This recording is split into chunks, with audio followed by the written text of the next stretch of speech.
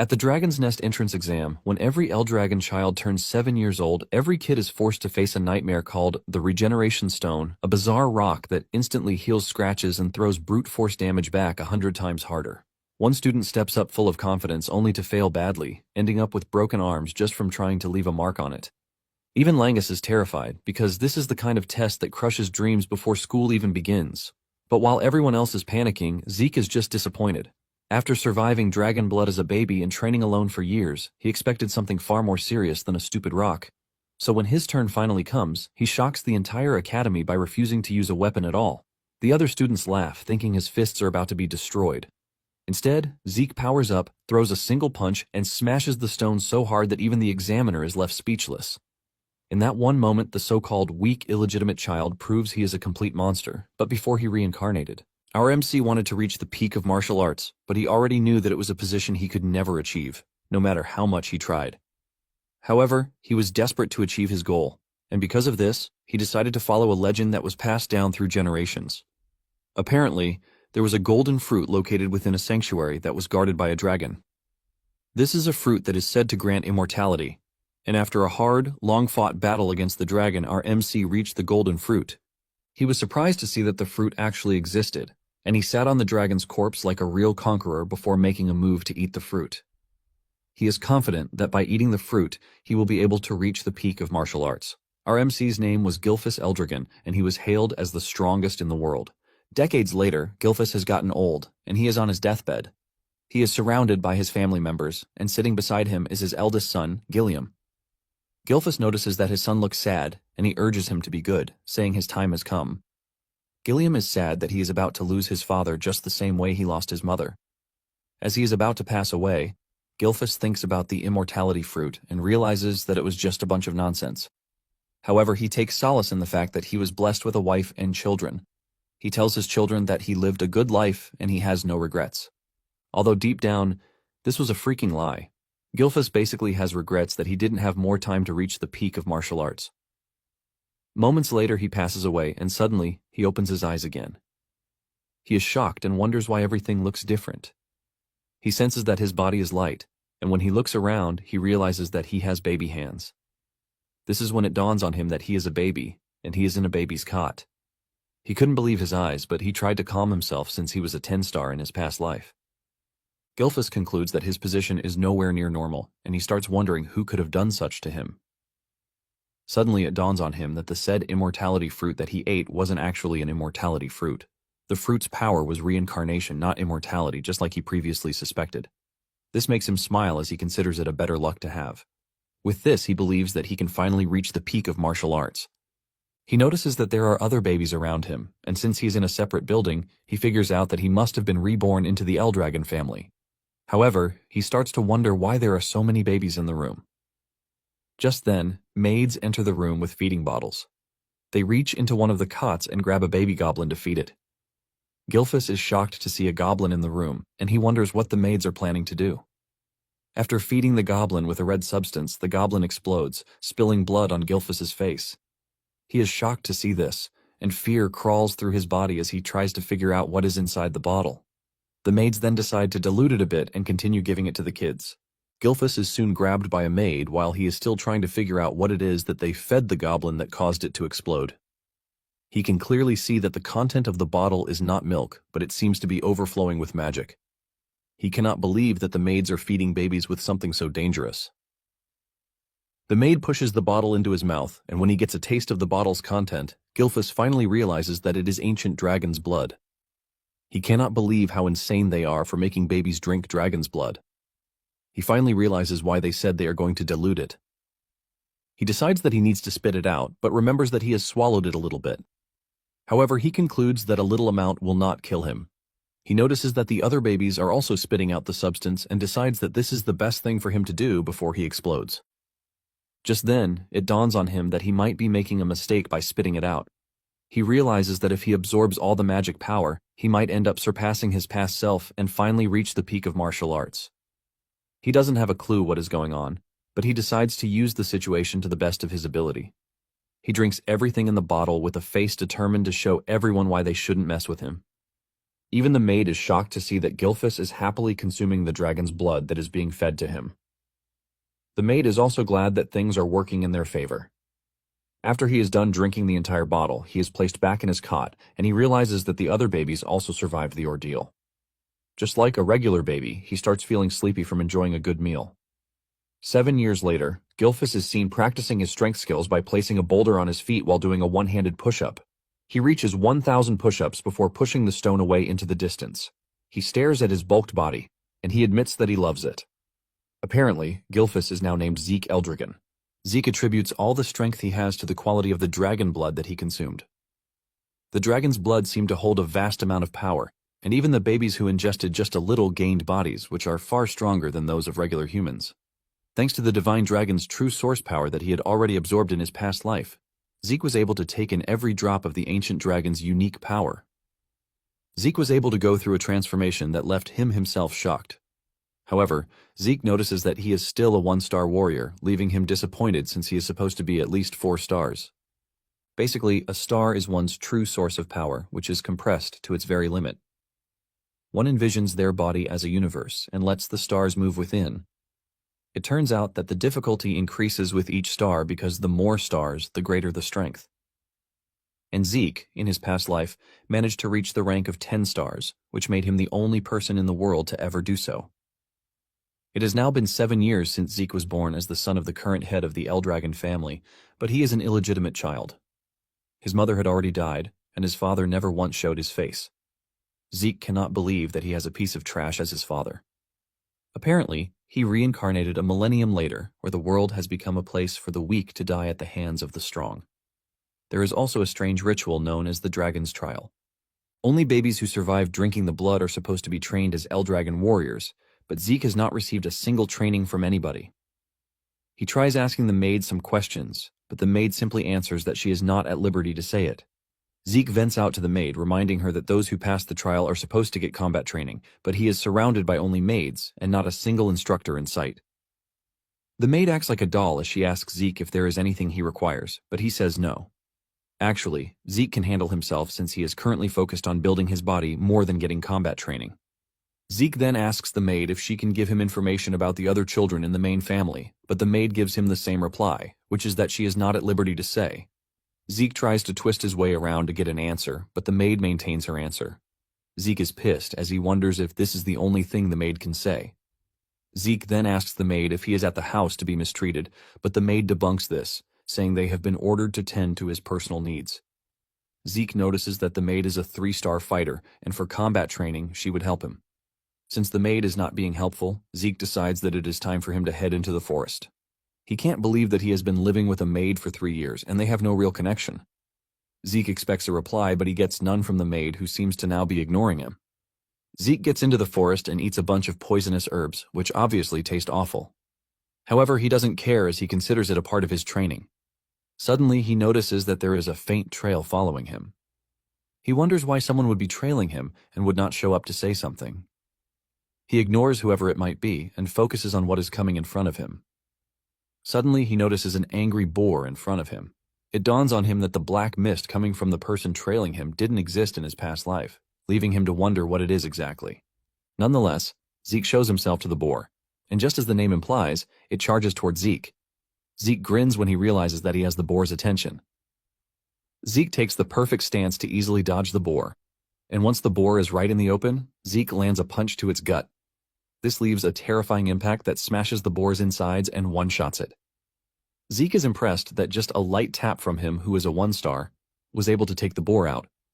Zeke then concludes that the quality of the star is what matters, not the quantity. Zeke grabs the boar and puts it on his shoulder as he heads back home. Zeke talks about how he is already tired of staying alone and he thinks of going on an adventure. However, he realizes that the sea will be the only place he can go, even if he wants to go anywhere. Meanwhile, the strange dude who was trailing Zeke is shocked that he was able to take out a boar with just a single punch without ever receiving an ounce of combat training. In addition to this, he can't believe that Zeke actually noticed that he was hiding. He basically concludes that Zeke is not a normal kid. Since his mother died very young and his father had no interest in him, he concludes that there is no way Zeke could have received a proper education. However, he isn't allowed to run away since he is the child of the family head, and because of this, he has been kept under surveillance.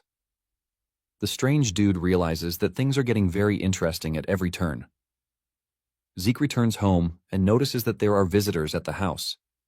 He can sense the strength of these visitors, and he wonders what it is that they want from him. He walks to the door to eavesdrop on their conversation, and from what he can sense, there is no killing intent from them. He then finally opens the door to see some men in the room, and he asks them why they have come. He notices that the men have the Eldragon emblem on their clothes. This gets him even more curious, and he wonders what the men want from him. Just then, the men tell him that they have come to take him because he needs to undergo an examination. Zeke almost loses his mind when he hears this, since no one told him about any freaking examination. Soon afterward, Zeke is taken to the main house. He never expected that he would come back after 1,000 years since he had been away from there. Zeke is dressed in a school uniform by the men who came to the house. It turns out that he was brought to the main house not for luxury, but to attend the academy known as Dragon's Nest. This was an academy that was established by the Eldragon family, and everyone born in the family aims to enroll in the academy. Apparently they all receive education when they turn 7 years old, and today was the entrance examination. But Zeke didn't receive any education in the first place. However, Zeke has no choice but to take the exam since it is mandatory, which is why he was brought all the way from where he is staying in the woods. Zeke is frustrated by everything, and this causes him to bow his head in pain. While the other students walk past him, one of them with blue hair, Langus approaches him. Langus is from the Old-Scale village, and he asks Zeke if he is fine or if he is in some sort of trouble. Zeke turns around to look at him, and he rudely asks him what he wants. Langus appears to be a timid person, as he tells Zeke that he was only trying to help since he looks like he is troubled. Zeke is shocked by Langus's approach. He can sense that he is the shy type, but he notices that he has some power running through him. Zeke gets on his feet and apologizes for being rude. He then introduces himself, and he tells Langus that he is only confused as to what the family heads are planning to make them do. Langus then replies that the exam content doesn't change from year to year. However, Zeke clears the air, telling Langus that he actually does not know what the exam is all about. Langus is shocked when he realizes that the dude in front of him truly has zero knowledge of what he is saying. Langus wonders if Zeke will be fine since he has no idea what he wants to face during the examination. Langus then decides to take the pain to explain to Zeke. Just as he is about to start explaining, a group of bullies appears from behind, calling Langus a runt. Even Zeke is shocked to hear someone calling Langus a runt. The bully group turns out to be led by a dude, Retton, and he is also from Old-Scale village. Retton makes fun of Langus, asking him why a runt like him is coming for the examination when he can go home and just play around. Langus still fails to catch the diss as he replies that he has come for the examination, but this only causes Retton to scream at him. Retton tells Langus that he is a piece of trash and that there is no way someone like him will ever get into the academy. Retton continues having a laugh at Zeke as he reminds him that his father is a mock dragon. Zeke notices that Langus is pissed as he can see that he has clenched his fist. Apparently, the Eldragon family has a hierarchy, which is established by an absolute monarch. The rookies are known as lesser dragons, the common soldiers are known as young dragons, and the captain class are the adult dragons. Sitting at the top are the elders, or executive class, and they are known as the elder dragons. However, there is a level at the bottom which is reserved for trash, and they are called the mock dragons. The mock dragons are those who failed to enter the dragon's nest or those who could not graduate from the academy. They are basically referred to as fakes, but Langus wants to prove that people like him are not fakes. Zeke then decides to join the conversation, and he asks Retton how he knows that Langus is trash when he hasn't even undergone the examination. Retton is shocked by Zeke's interference, and he asks him who he is and if he has a problem with him. Zeke replies that he is cool, but he just wants to know why Retton thinks it is impossible for Langus to enter the academy. Retton then replies that people like Langus are weaklings. Zeke is shocked to hear this, and he simply tells Retton that Langus is stronger than him and his gang of trash. This pisses Retton off as he asks Zeke if he is implying that they are beneath someone like Langus. Before the entire thing can blow up, an examiner shows up to tell the students that the entrance examination is about to begin. He tells the applicants that they are required to pick a number tag after registering. Retton stares at Zeke with so much disgust, promising that he is going to remember his face. Zeke is surprised that Retton is already pissed, and he wonders why the current youth are short-tempered. Langus is surprised to hear Zeke say this since they are all of the same age. Langus then adds that anyone would get mad if they were called weak. Zeke then asks if the exam is mandatory, but Langus mentions that he is free to withdraw if he thinks he lacks the ability to participate in it. This comes as a surprise to Zeke, But this further proves to Langus that Zeke knows nothing. Langus then advises Zeke to withdraw since he might get hurt during the examination. Zeke lets Langus know that he has no intention of withdrawing. Langus is surprised to see how confident Zeke is even though he has no idea what the exam is all about. Zeke then suggests that they get a move on before the exam begins. Momentarily, all of the applicants are gathered. The examiner stands in front to tell them the details of the exam. He lets them know that all they need to do is leave a scratch on the rock in front of them to pass the examination. However, no weapons aside from the ones provided by the examiners are allowed.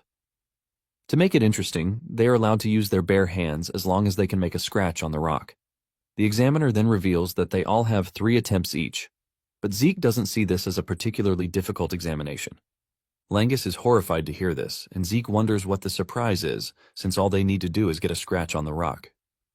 Zeke was already expecting some crazy examination because of the trial that they put them through by having them drink dragon blood, but with what he is seeing, Zeke is highly disappointed.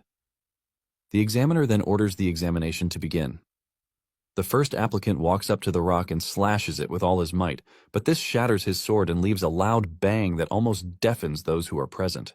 Even with all the strength that he put into it, he was unable to leave a scratch on the rock. The boy crashes to the ground in pain, and the examiners ask him if he is willing to use his remaining 2 attempts, but he is in so much pain that he can't. They declare this a forfeiture, and he is taken away. Zeke then notices that Langus is acting all weird, and he wonders why this is, since the exam appears to be easy. Zeke then asks Langus about the rock. Langus reveals that the rock is called the Regeneration Stone, and it can repair any minor scratch instantaneously. It also has the ability to reflect a damage impact by 100 times over if attacked with brute force. Zeke concludes that the rock is pretty outrageous. Langus then mentions that one can actually leave a scratch on it if the ether source power within a person is properly circulated. With what he just heard, Zeke figures out that it basically falls on the proper handling of the ether source power rather than the individual's martial arts skill. Zeke takes a glance at the participants and he figures out that there is a considerable number of applicants who should be able to pass the exam. He notices that Retin and his guys are also strong enough to pass the exam. From where he is sitting, he can hear the applicants failing one after the other after their arms are broken from trying to leave a scratch on the rock. Momentarily, the examiner calls on number 315, which is Zeke's number. Langus fears for Zeke and he urges Zeke to withdraw, but Zeke assures him that he will be fine. Zeke steps up, and once the examiner sets his sight on him, he senses an immense pressure and aura coming from Zeke. Zeke is asked for a choice of weapon, and Zeke replies that there is no need for one as he plans to use his bare hands. The examiner asks him again if he really doesn't want to use a weapon, and he says yes, assuring the man that his fists are enough to do the job.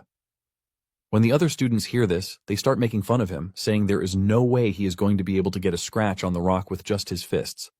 Even Langus doesn't believe in Zeke, as he genuinely believes that his arms and fists might get ripped off.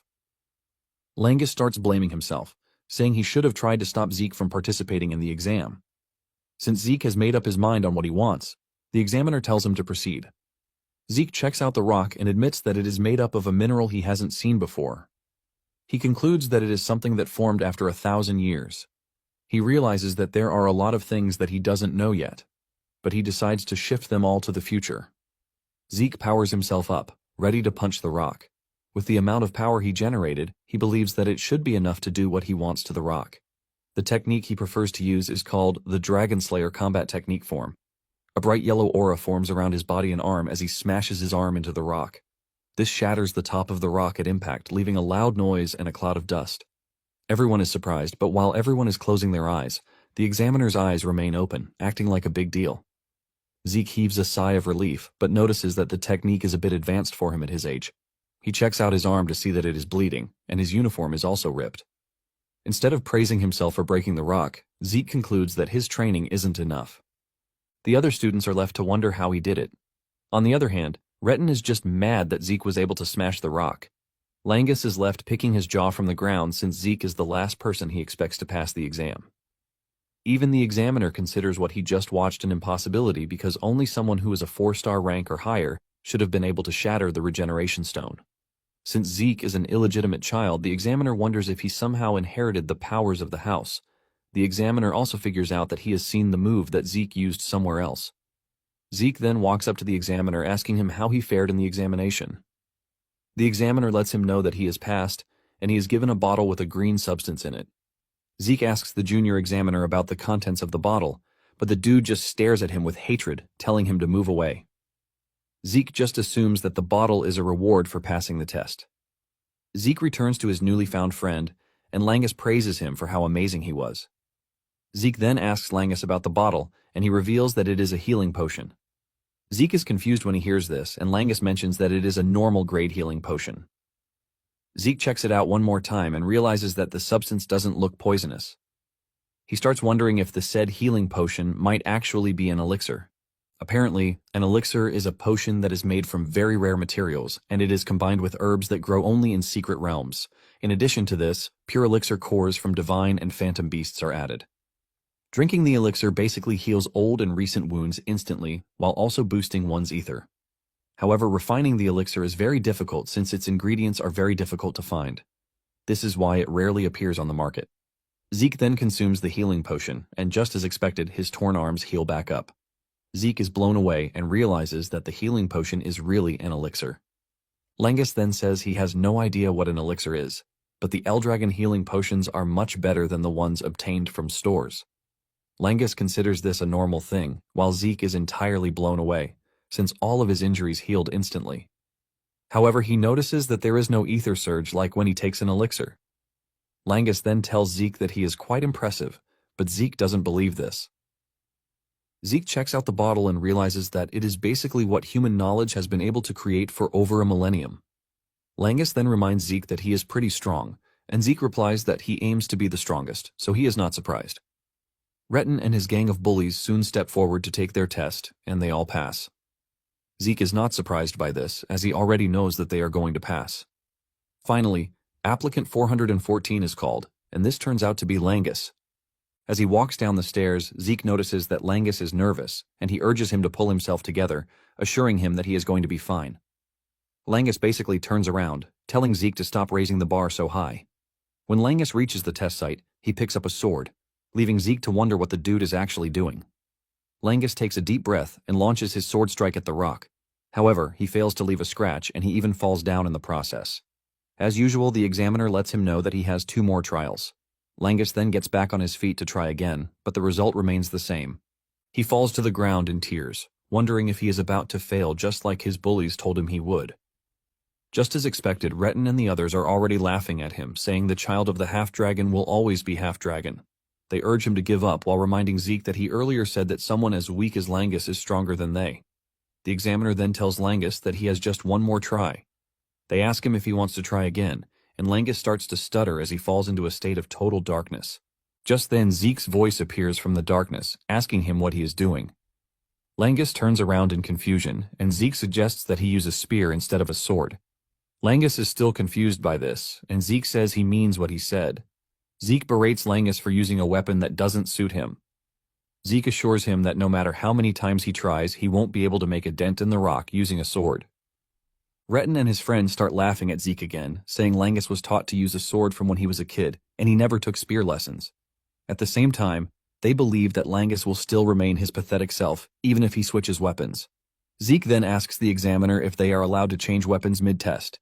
The examiner assures Zeke that there is no problem in doing this. Zeke smiles at Langus, telling him that he is free to go ahead and use a spear. Zeke stands as a proper motivational speaker, asking Langus if he is ready to leave like a loser, but Langus says no. Langus then gets back on his feet as he tells Zeke that he will take his suggestion and try using a spear. Apparently, Langus's father wasn't allowed to enter the dragon's nest, and he was always at the receiving end of mockery. Even with all of these, he never gave up, and he still made sure to raise his son well.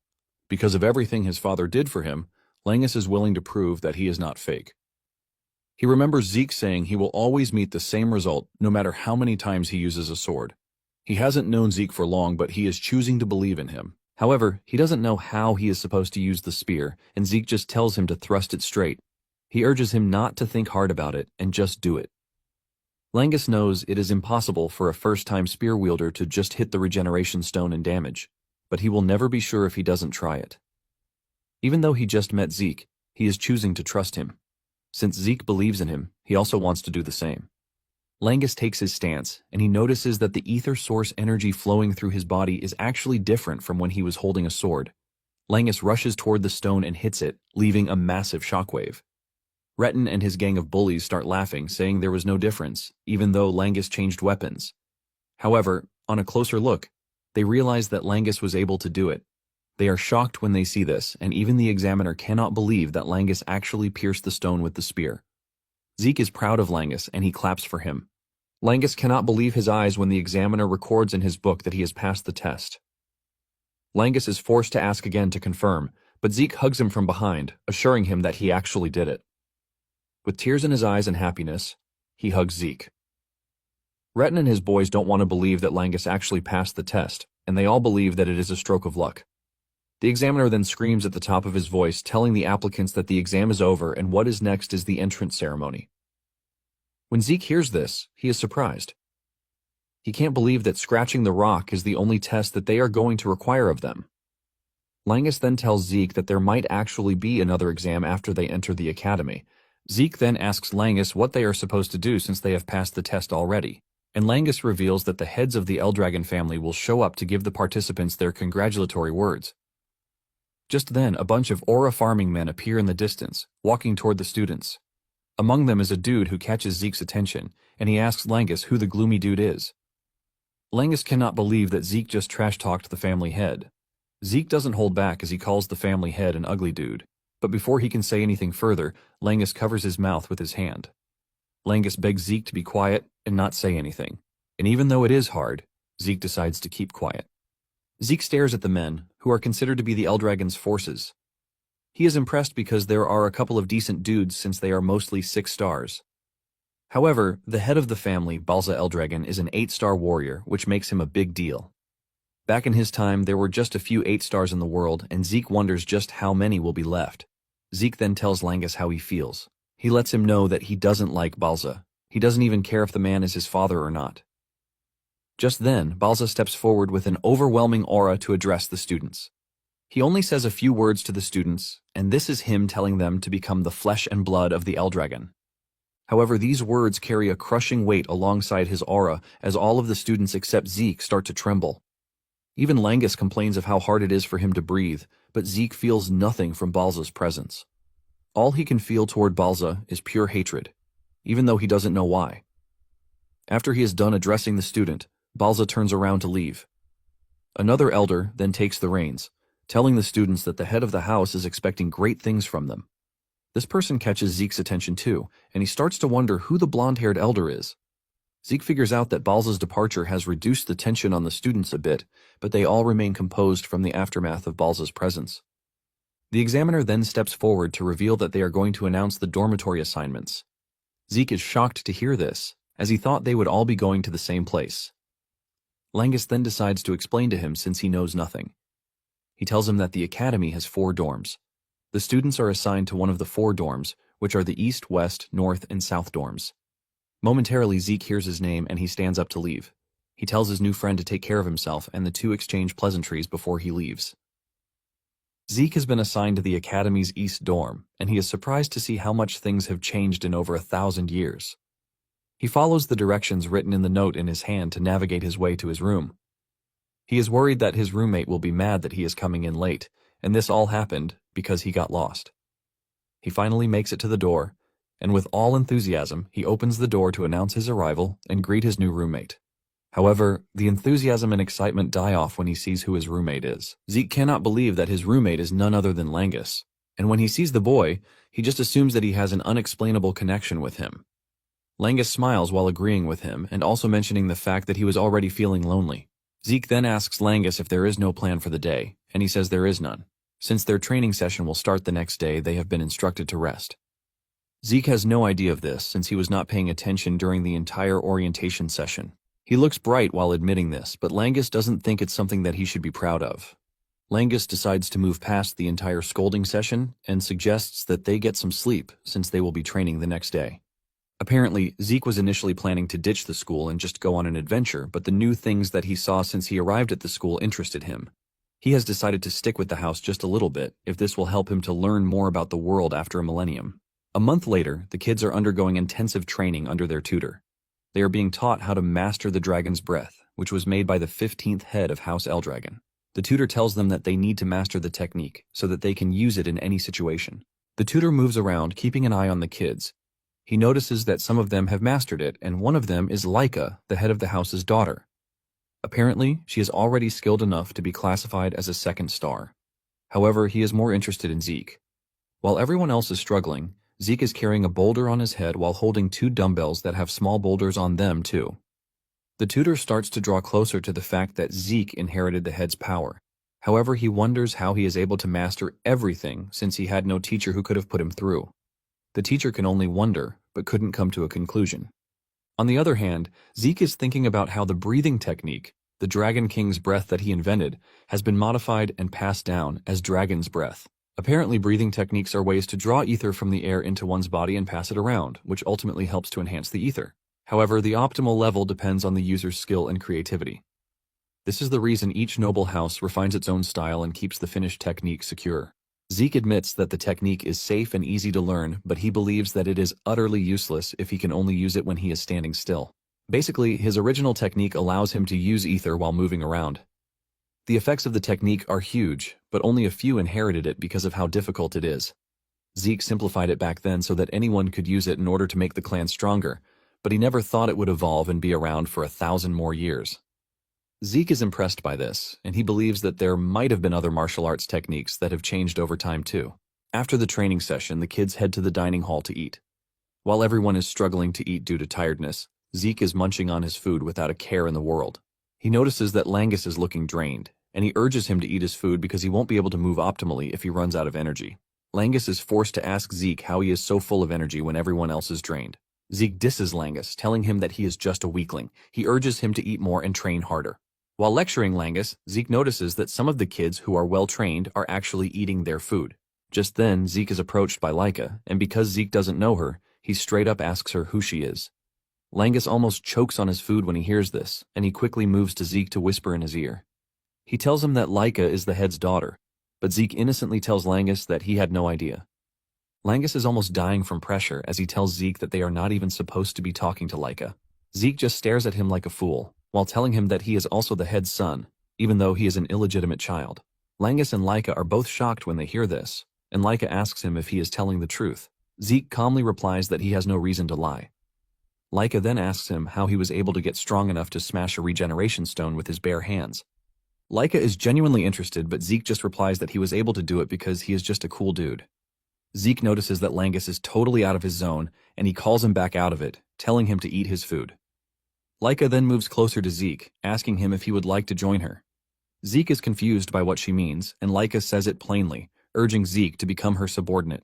Laika tells Zeke that she is going to become his backer since he is an illegitimate child, and he would obviously want allies.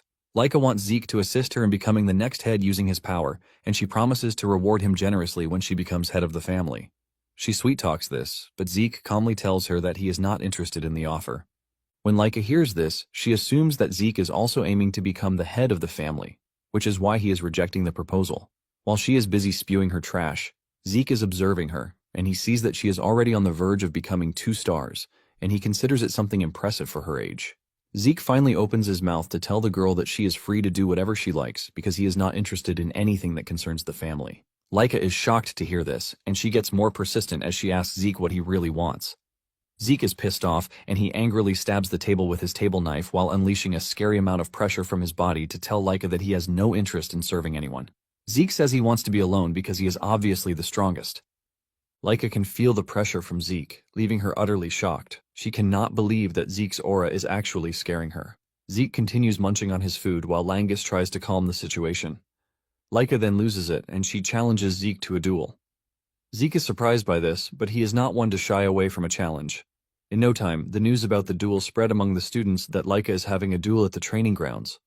The students rush over to watch the duel, and while Langus is freaking out, Zeke is acting very casual. Langus tries to remind Zeke that he is about to fight Laika, but Zeke simply replies that he has no idea who she is. Zeke then notices that Langus is also acting formally, and he asks him why this is. Well, genius, this is because you are the head's son, Langus says. Zeke then asks Langus what it is that he wants from him. Zeke tries to explain the situation to him. He says Laika is Balza's daughter, and she also has Typhona blood, which is basically one of the 4 great houses backing Eldragon. Langa says Laika is a genius because she was able to master every form of swordsmanship that comes from House Typhona. Zeke just stands there casually while telling Langus that the only thing he is aware of is the fact that she is Balza's daughter. Zeke starts laughing, saying that not knowing actually adds more juice to the entire thing. He considers it an exciting turn of events, while Langus scolds him that there is no way he is going to win against Laika. Langus asks him why he accepted the challenge in the first place, and Zeke says it is obvious that he is expected to accept if he is challenged to a duel. In addition to this, Zeke stares at Laika, and he concludes that she looks readier for the duel. Laika then screams at Zeke to stop chattering while staring at him with her sword pushed into the ground like a proper warrior, and asks Zeke if he is ready to be taught some really good manners. Since the two are ready to fight, Langus leaves the arena for them. Langus urges Zeke to be careful as he runs away. Now that they are alone, Zeke asks Laika why she is so hell-bent on fighting him. Laika replies that she is aiming to be the next head of the house, and to claim the said seat, she wants to defeat Zeke and make him serve her. Zeke is shocked when he hears this, and he starts wondering what it is everything has to do with him.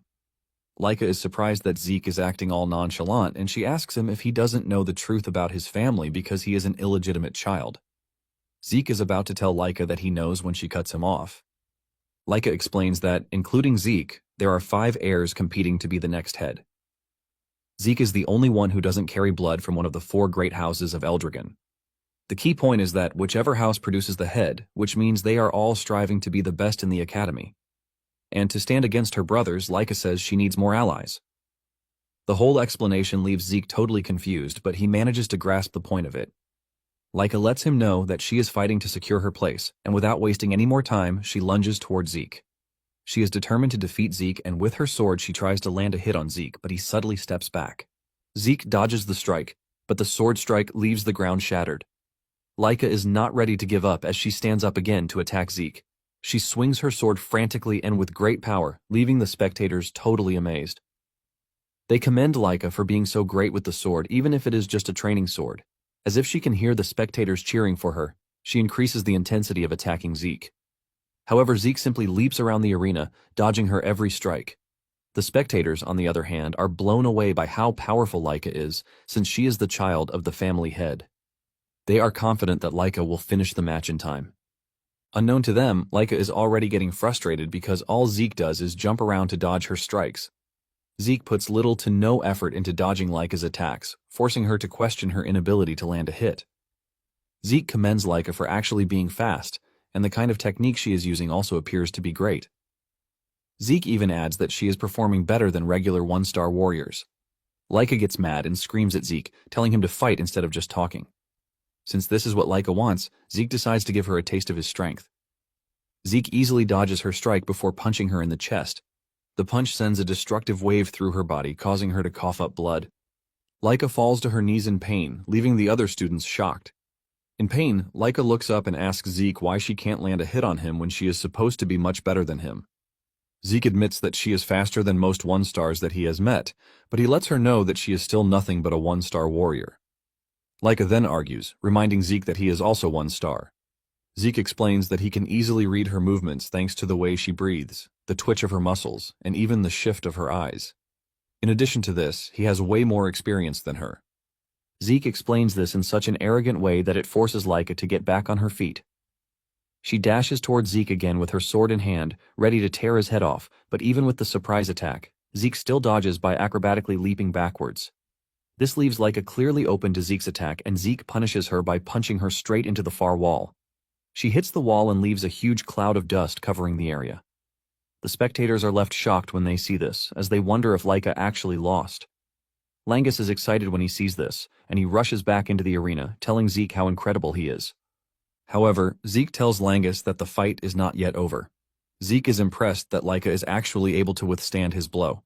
When the dust clears, Laika is seen struggling to get off her knees with a battered body, but she is not ready to give up. Langus tries telling her to stop because she might end up worse. Zeke then tells Langus to step back because things are about to get more serious, and if he gets injured, he is not going to be responsible for it. Zeke had suspected it, and now he confirms that Laika has reached 2 stars. Laika gets on her feet, and a blaring aura swirls around her. The spectators immediately figure out that Laika has reached 2 stars. The 2-star realm is one where the wielder can project true source power outside the body for martial arts. The projection is basically what is known as aura. Laika appears stronger, and she thanks Zeke for pushing her to be able to reach 2 stars. Enraged, she dashes towards Zeke, ready to strike him down. Her sword follows a golden trail of aura, and Zeke admits that she has gotten stronger and faster. Zeke continues to toy with her until he misjudges her strength, and he ends up getting cut on the face. Laika notices that he is left in awe, and she uses that to boast about the strength of a 2-star. She assures Zeke that he is about to face the true Thunder Spirit Greatsword arts. Zeke, on the other hand, is excited because he will finally get to witness something he hasn't seen in the past. He is absolutely hyped to see what Laika has in store for him. Laika then activates her Thunder Light Flash technique that hits Zeke before he could even move, leaving him totally shocked and with questions of how Laika is able to wield lightning. Zeke admits that Laika is quite insane, but Laika doesn't see any form of regret coming from him because he is smiling. Laika angrily activates another technique, striking Zeke, leaving him to come to the conclusion that whatever Laika is doing is just too much for him. He knows that his body can't take what Laika is doing to him just yet, and while he is still trying to gather information on his current status, the spectators are all amazed. They never expected someone who is a 1-star warrior to stand toe-to-toe with Laika. Zeke figures out that Laika's movements haven't changed much, but her upgrade to 2 stars has given her a sudden explosive power. Zeke is forced to admit that Laika is doing pretty great, in addition to the fact that being covered in lightning the way she is doing it was basically impossible 1,000 years ago. With the way she is moving around, Zeke figures out that he could land a counterattack, but he is curious to see her full power, so he is ready to take the hits till then. Laika is pissed that Zeke still has the effrontery to be smiling even when he is in such a bad situation. She concludes that Zeke is brimming with confidence and decides that she is going to take that confidence away from him. She dashes toward him with an even deadlier and faster technique that Zeke couldn't dodge. Zeke watches as the attack hits him, and he is thrown into the wall, leaving a loud explosion that gets everyone watching worried about his well-being. The dust clears off, and Zeke is still on his feet with a smile on his face. This pisses her off again, and she strikes him with another lightning bolt attack to get him on his knees. Langus comes running over, telling Laika to stop the attack, but Laika refuses, replying that Zeke is on his feet. Laika claims that she can't stop because that would only crush his pride. Laika promises to go easy on Zeke if he surrenders and swears loyalty to her. However, Zeke remains mute, and Laika can clearly see that even though he is not a legitimate child, his pride as an Eldragon remains in him. Since he is acting all pompous, Laika decides that she is going to use everything she has to finish off the fight. She activates the Thunder Spirit Greatsword arts, the Heavenly Thunder, and she strikes him with it. Zeke cannot move from where he is, and he is dealt the entire force of the strike. His body is hit with so much lightning that he screams out in pain. Once the attack is over, Zeke crashes to the shattered ground, unresponsive. Laika finally pushes her sword into the ground, believing that the match is over. To her greatest surprise, she hears Zeke's voice behind her, saying he finally understands how things work. Laika turns back, and to add to the surprise, Zeke's body is now sparkling, pointing out the fact that he can now use electricity.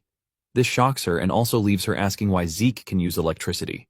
Zeke is also shocked because he didn't know that this is what they call electricity. He walks toward Laika with pride, telling her that he actually has no idea how he is able to do it. However, he was intentionally leaving himself to get hit so he could study Laika's power, and before he knew it, he could use it already. Even with his explanation, Laika is still ultimately confused because what Zeke says should be impossible. All Zeke knows is that as Laika was hitting him with her attacks, he was constantly using his Dragon King's breath, and the lightning energy ended up reacting to his King's breath. This eventually built up lightning inside him, and in no time he found himself controlling lightning.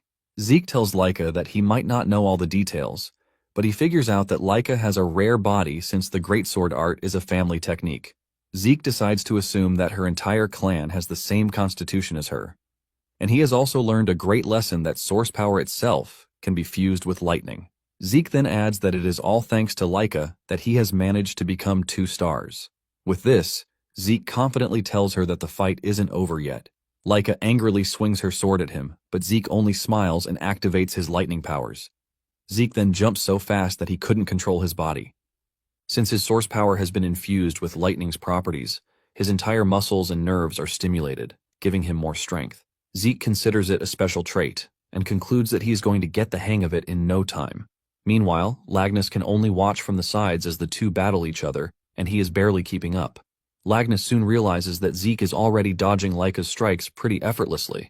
Laika is frustrated about the whole thing, leaving her to ask Zeke if he is trying to mock her, but he says no, telling her that he actually sees her as a real threat.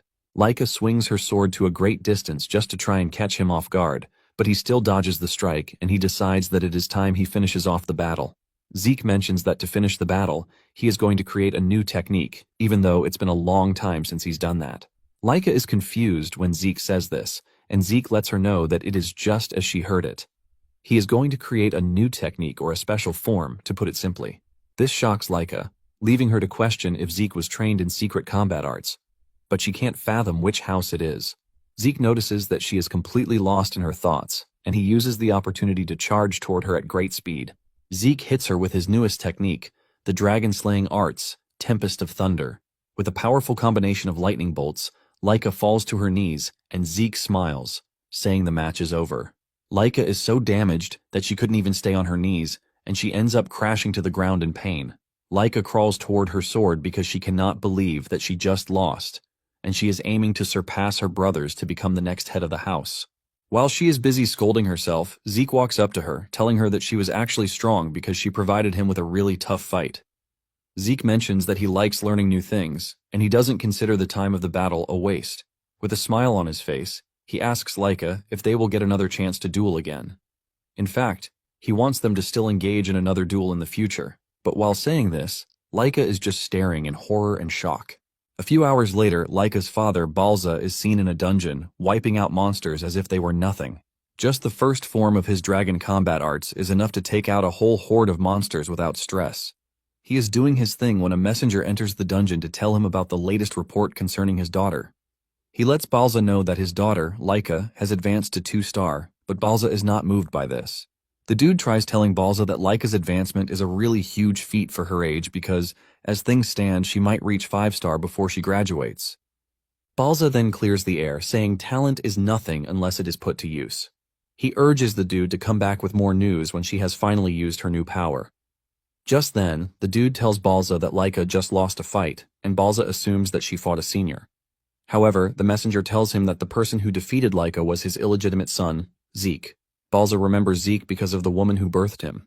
Balza admits that Zeke's mother actually had talent, but he knows that his mother was long dead before he was born. This leaves him wondering how he was able to acquire the skills that he used in defeating a 2-star. The messenger then mentions that the beautiful thing about the entire thing is that Zeke got to 2-star on his own. He didn't have anyone mentoring him, but he kept pushing forward. Upon hearing this, Balza decides that it is time they begin the first trial. The dude is shocked to hear this, and he tries to remind Balza that it is too early, but Balza doesn't care. He says death comes to all equally, and only the strong are allowed to survive. Balza says anyone who is not able to survive the first trial is absolute trash and deserves no future. The officer has no choice but to follow his boss's order. Balza adds more shocking orders to what he is passing out by telling the officer to summon Freya. He is forced to ask again, and Balza confirms this, saying he wants Freya to be the one to oversee the trial, since Zeke happens to be an interesting kid. The officer acknowledges the order and walks away, but as he does, Balza finally shows his excitement to see what Zeke has in store for him.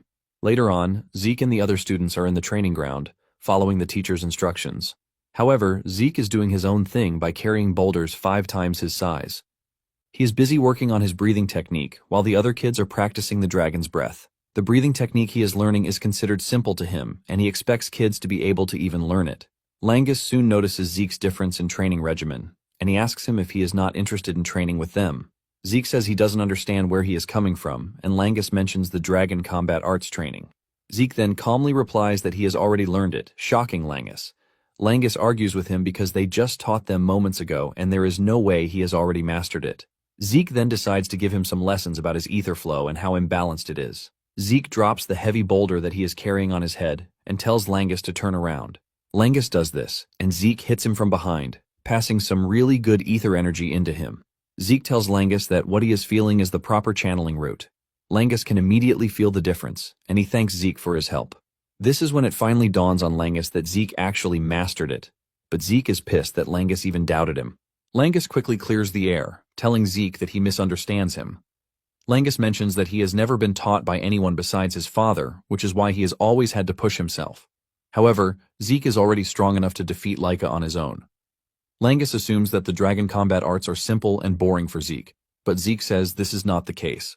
Zeke mentions that the stability is actually quite impressive. Basically, dragon combat arts was once talked down on by his sons, who claimed that it was too complex and difficult. Even though it is complex, it is a combat art of overwhelming power that has several fighting forms incorporated into it. In addition, Zeke has just gotten a new form, thanks to his fight with Laika. It turns out that the technique he used in defeating the dragon is the final form, and Zeke is curious to see how the technique has been refined over the years. Zeke then decides that it is time to return to physical training, since there is nothing else to learn from dragon combat arts.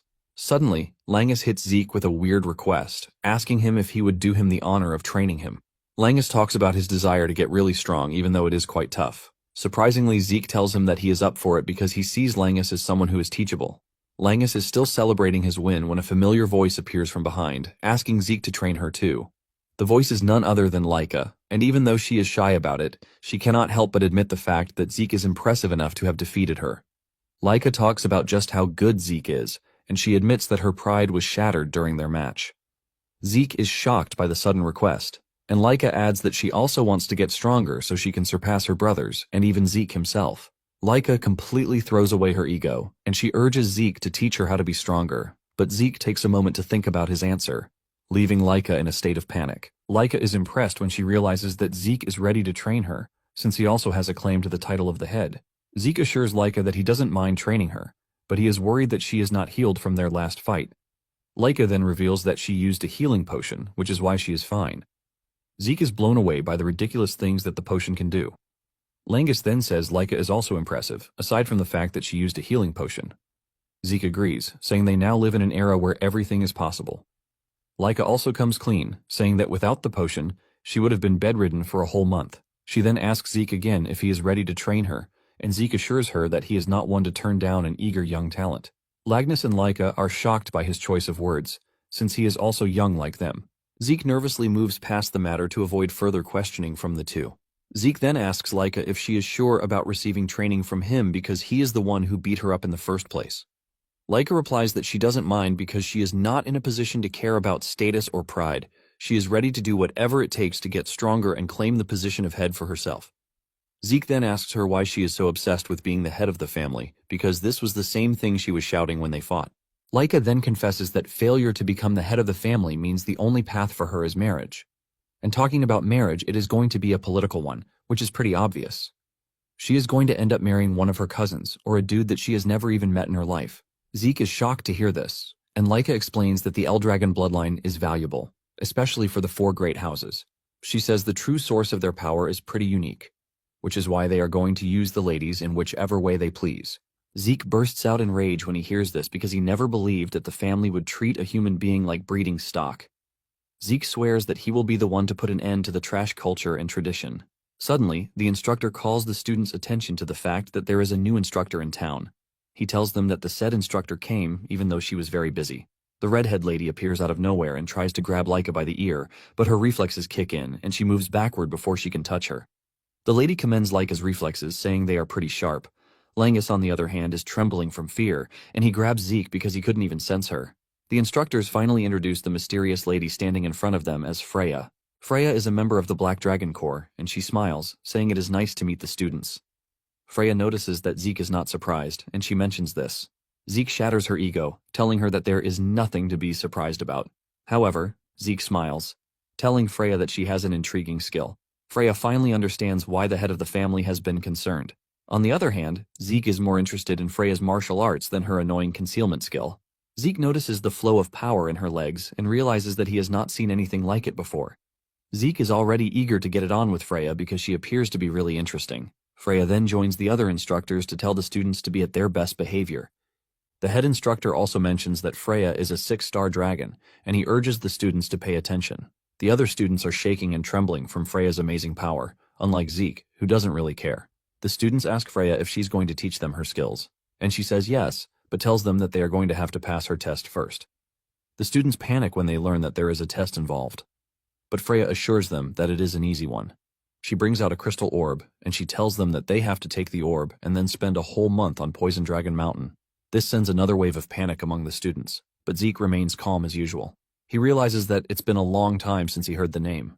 The Poison Dragon Mountain is a place that is home to countless venomous beasts. Even the plants on the island are so dangerous that brushing past one of them means instant death for an ordinary person. Zeke remembers that he used to train there in his past life. He wonders if the mountain is not too much for the kids. Freya reveals that anyone who goes missing or breaks their crystal orb during the test is automatically disqualified. One of the students then asks what will happen if they fail the test, and Freya lets them know that they are automatically expelled. As for the poison, she tells them that they can control their breath with the dragon's breath technique. She assures them that they will be fine as long as they keep their orb safe. Laika protests, saying there are monsters on the mountain, and Freya coldly replies that it is up to them to kill the monsters. It is basically a game to survive for a month or die in the process. The students start to panic, but Freya urges them to calm down because they still have 5 days before the test. In the course of 5 days, they are expected to choose and learn one of House Eldragon's basic martial arts to help them survive on the mountain. She assures them that once they have a fighting style, it will be easy for them to survive. However, she lets them know that she won't be taking responsibility for whatever happens if they can't master the fighting style in 5 days. One of the students asks if Freya will step in and help them if they are in danger, but she tells them with all seriousness that they are on their own. Freya believes that the test is very easy and that they should be able to clear it without much difficulty. Zeke is shocked by everything he is hearing, leaving him to wonder if the family has really gone down the rabbit hole. Freya then calls them forward to start picking out what manual they want. Langus is confused about what to pick, and Zeke urges him to pick the spear manual. He reminds him that he used one during the entrance examination, and hearing this, Langus makes his decision. Zeke also notices that Laika is confused about what to pick, and he tells her to pick the axe manual. Laika is shocked, and she asks Zeke why she should pick the axe manual. Zeke strolls away, telling Laika that it is going to cover what she is currently lacking. Since this is Zeke's advice for her, she decides to go with it. Once they have all picked what they want, Freya tells them to train on it for the next couple of days. Freya assures them that failure to do this means nothing but certain death. Suddenly, Freya adds one more rule to make things spicy. She tells them that during the test, senior students from the inner building will be trying to steal their crystal orbs. The seniors who will be joining them have just one job, and this is to steal their orbs. Freya then tries to make things make sense by saying there are more of them, so they should be fine. Langus almost loses his sanity when he realizes that they will be fighting monsters and upperclassmen at the same time. Laika admits that she is going to struggle against the upperclassmen because they are all 2 stars or higher. Since she is going to struggle, she believes that most of the students are going to die during the test. Zeke agrees with Laika but urges them to form pairs of 2s or trios if they can't handle the situation alone. Zeke mentions that there is no rule against teaming up against the seniors, so they should be fine. Langus then asks Zeke what he plans to do, and he reveals his intentions to go solo because this is more fun. Laika initially wants to protest against this, but suddenly remembers that Zeke is that guy, and he might actually be capable. Zeke smiles as he strolls off, suggesting that they get some food to eat. 5 days later, the students gather at the mouth of the mountain, and they all have their weapons with them. Freya is also present, and she loves the weather conditions because it is perfect for the test. Once she is done gloating, she declares the test open.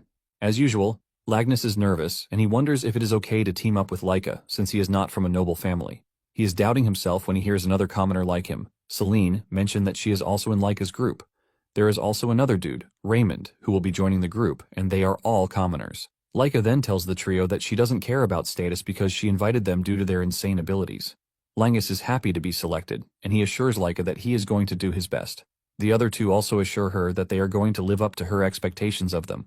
As for Zeke, he maintains his stance about going solo. Zeke then commends Laika's team, saying they are a strong team. Zeke can see through their talents and realizes that she has gathered the most capable students in the class. He is impressed that she has a sharp eye for talent. Zeke assures Lagnus that he has nothing to worry about because his team is practically unstoppable. Freya is surprised to see that the students have chosen to move in groups. She commends these tactics, since most of them have not even fully mastered their weapons. Once she confirms that everyone has their crystal orbs, she reminds them that their job is to survive for a month while keeping the orb. She tells them that as long as they have the orb by the end of the month, they have passed the test. She then drops another shocking fact saying the orbs are identical. This basically means they can steal each other's orbs. Freya tells them that the moment they settle into the mountain, the seniors will move in to try and steal their orbs. The seniors create a sense of panic in the kids, saying most of them have not even reached 1 star, which means things will be easy. Once Freya is done with her explanation, she tells the students to get a move on. As they dash into the woods, Laika turns around to tell Zeke that he must return alive, and Zeke tells her the same thing too.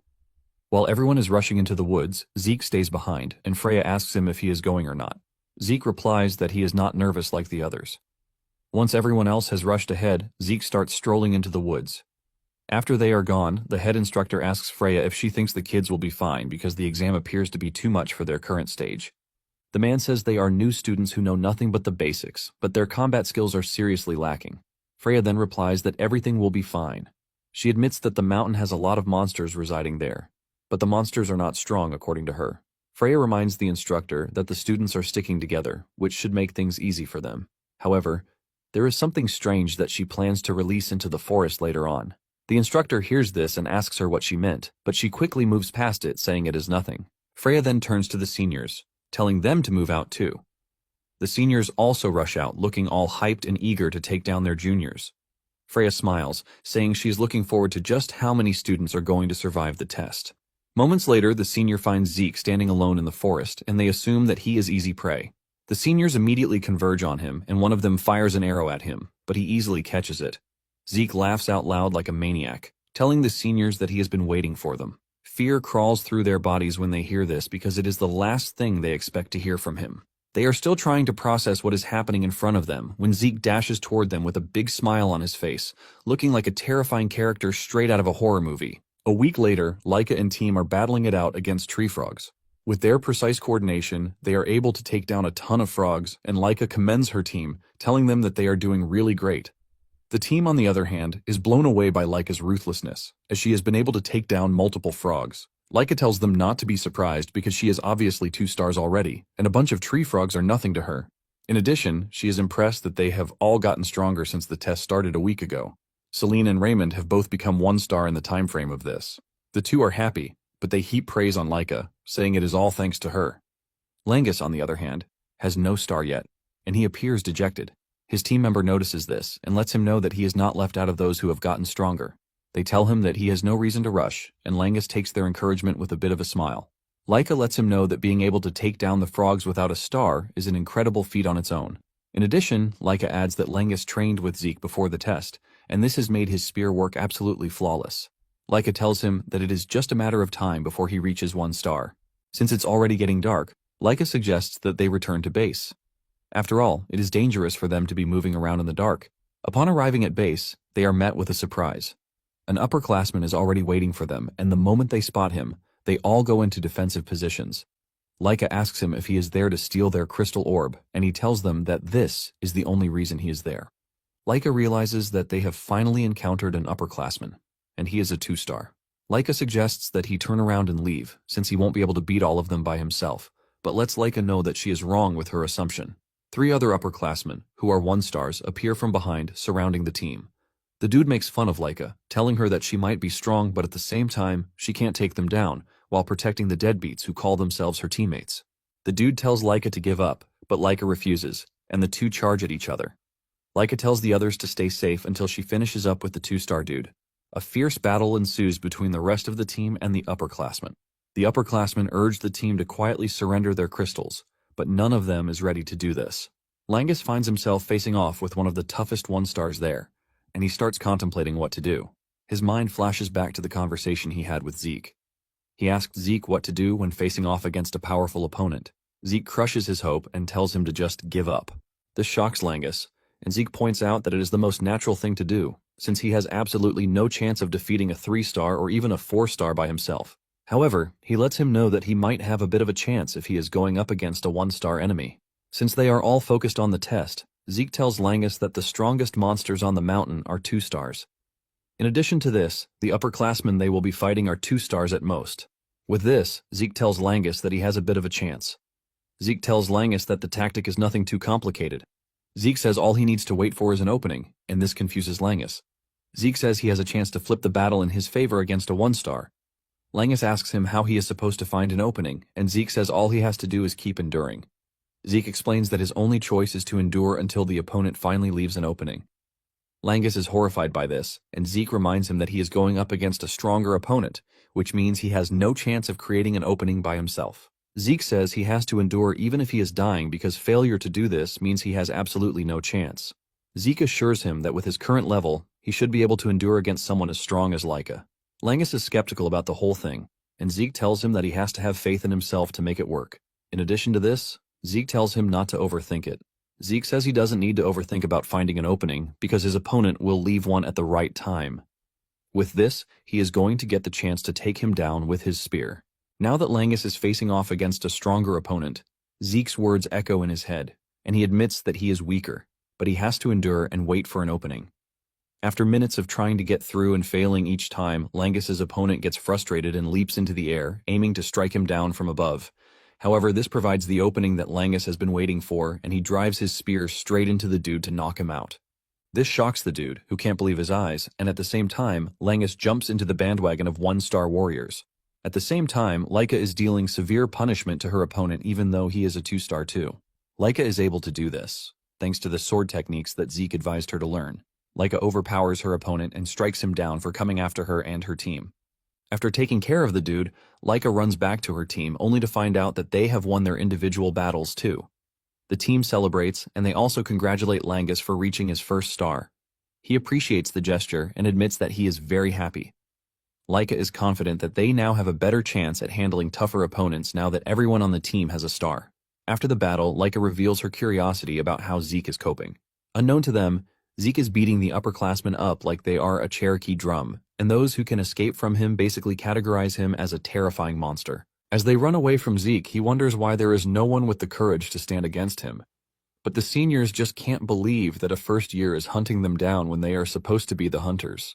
One of them soon trips and falls, giving Zeke an easy chance to catch up to him, and with an overwhelming pressure in his voice, he tells the dude to stand up and fight. The pressure from Zeke's voice is so overwhelming and scary at the same time that it causes the dude to faint. Zeke mocks them for being so scared when they were boasting at the start of the whole thing. Zeke also notices that he is being watched by an instructor in the distance, and he urges the dude to come closer and watch him, since his only job is to observe. However, the dude remains behind cover, and since he is not ready to interfere, Zeke decides that he is going to continue having fun with the seniors. The instructor is left stunned by what he just witnessed because Zeke is not just chasing upperclassmen, but he even noticed his presence. The dude immediately figures out that he has to report the whole thing to Freya, and moments later, the instructors gather to give their report. The instructors tell Freya that it's been a week since the test began, and at present, around 30% of the 7-year-olds have dropped out. However, they believe that the ones who remain are adapting pretty quickly, so they don't expect the numbers to drop much further. Freya is pleased to hear this, and she asks about the upperclassmen, but she gets a moment of hesitation from the instructors. Freya yells at them to stop stalling and say what they want to say. The instructors manage to force it open, telling Freya that the upperclassmen are running away. Freya is shocked by this, since there shouldn't be any monsters on the mountain that should be strong enough to make upperclassmen flee. She then asks them what the upperclassmen are running from, and the instructor from earlier mentions that the seniors are running away from Zeke. Freya is surprised to hear this, and the instructor lets her know that Zeke is attacking the upperclassmen. He reveals that they initially fought back, but at the moment, every one of them is on the run. They let Freya know that Zeke is gladly taking down the upperclassmen, and he is even hunting them. They let Freya know that this is pretty unusual, because it has never happened in the past. One of them agrees to this, saying Zeke is probably abnormal because he is the head's son, which is why he has gone beyond the level of a prodigy and straight up become a monster. Freya admits that she thought Zeke was strange because he moved alone and took his sweet time getting started, which means from the very beginning, Zeke never saw himself as the prey but the hunter. Just then, Freya's package finally arrives, and she tells them to unload right where they are. The instructors freak out when they see what she is about to do, telling her that the kids won't stand a chance against a 3-star monster. With a casual smile, Freya tells them that there is nothing to worry about because they have made special adjustments. They ask her what she means by this, and she mentions that the monster only targets those who are 2-star class or stronger, which means it would only go after Zeke and Laika so the normal kids won't be in danger. The instructors then ask her why she is choosing to do that now, and she mentions that it is an order from the head of the family. Deep down, Freya is excited to see what Zeke is made of, and she tells the instructors to release the monster at dawn. The next morning, the kids feel a strange presence, and they all figure out that something strange is going on. Some assume that it is a big monster like a large anger boar, but Laika is not worried about whatever it might be. Suddenly, Laika notices a tree falling in their direction, and she quickly gets her colleagues out of the way. By the time they get themselves back together, there is already a golem staring down on them, sending shivers down their bodies. Meanwhile, Zeke has also noticed the strange presence just when he started complaining that there is no one to face him. When he senses the danger, he figures out that they might be trying to send a message by releasing such a monster. He is not worried, but he thinks the other kids would have a hard time dealing with whatever monster is out there. He wonders why such a monster was not taken out by the instructors before the test, but he figures out that it was purposely let loose. The moment he realizes this, Zeke lets off a big smile because he believes that he finally has the avenue to enjoy himself again. He immediately gets off his arse, and he heads toward the 3-star monster to have fun with it.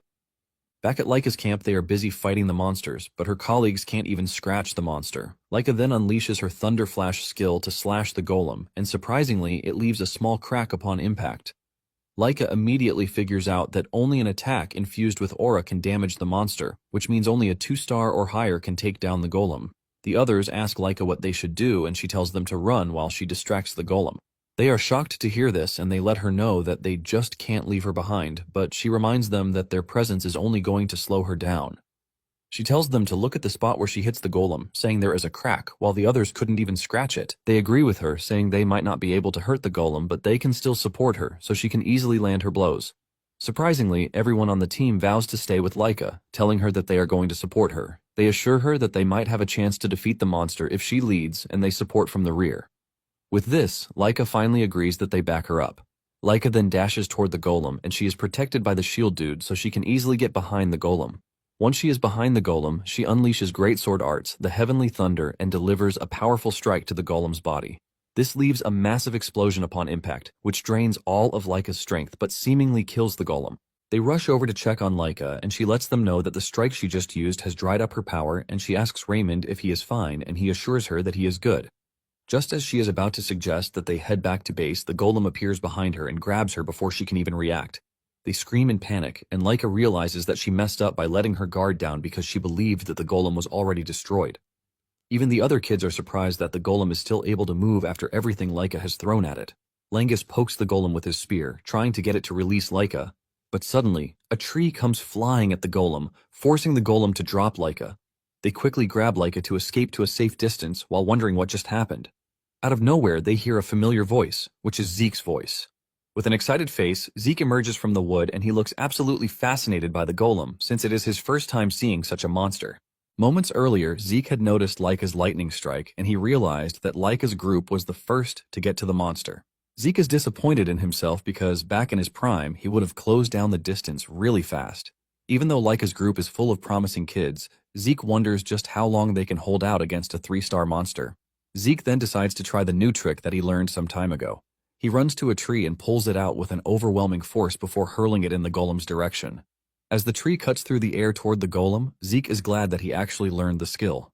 The Dragon Nurturing Arts, which are a basic combat arts manual given to the kids before the test, and just like the Dragon Slayer combat technique booklet, it isn't a combat style, but more like a guide to basic movements and the flow of the true source of power. Zeke realizes that the technique is pretty perfect for him, but before he can think more about the technique, he remembers that the kids are in danger, and he has to go. Now that he is finally there, he asks the kids how they are holding up, and they yell at him to worry about the golem. Zeke, on the other hand, is more concerned about the monster's name rather than the danger it poses. Zeke talks about how strange he finds the golem because it has a presence, but has no life force. Suddenly, the golem throws a punch at Zeke, but he easily blocks the punch with his fist. Zeke immediately figures out that there is no way the golem is going to be defeated without an aura-coated strike, but he doesn't want to defeat it the normal way because it is going to be too boring. Laika hears this and smiles because Zeke remains the reckless dude that he is. Even Langus can't believe that he just called the monster boring. The monster launches another attack at Zeke, and he immediately figures out that the monster is pretty fast, even though it's huge. Zeke easily blocks the attack by holding up the golem's hands, and he tells the kids to stay back because it is about to get dangerous. They follow his orders and they dash into the distance to give Zeke the chance to properly engage the golem. Once the kids are clear of danger, Zeke throws the golem into the distance with an immense force. Zeke admits that the golem's outer shell is sturdy, but he would like to see if it is the same inside. He leaps toward the golem and lands a powerful punch to its head using the Dragon Destroyer combat arts. He then engages the second style to unleash a burst of energy into the golem. By doing this, Zeke easily takes the golem apart from the inside, and he finally admits that he's had a bit of fun. In the end, the 1-month test period ended without further incident, and there were no major events after the 3-star golem attack. Thanks to the brutal conditions they faced on the mountain, most of the 7-year-olds managed to achieve 1-star rank, and just after the test ended, Zeke was summoned by the head of the family.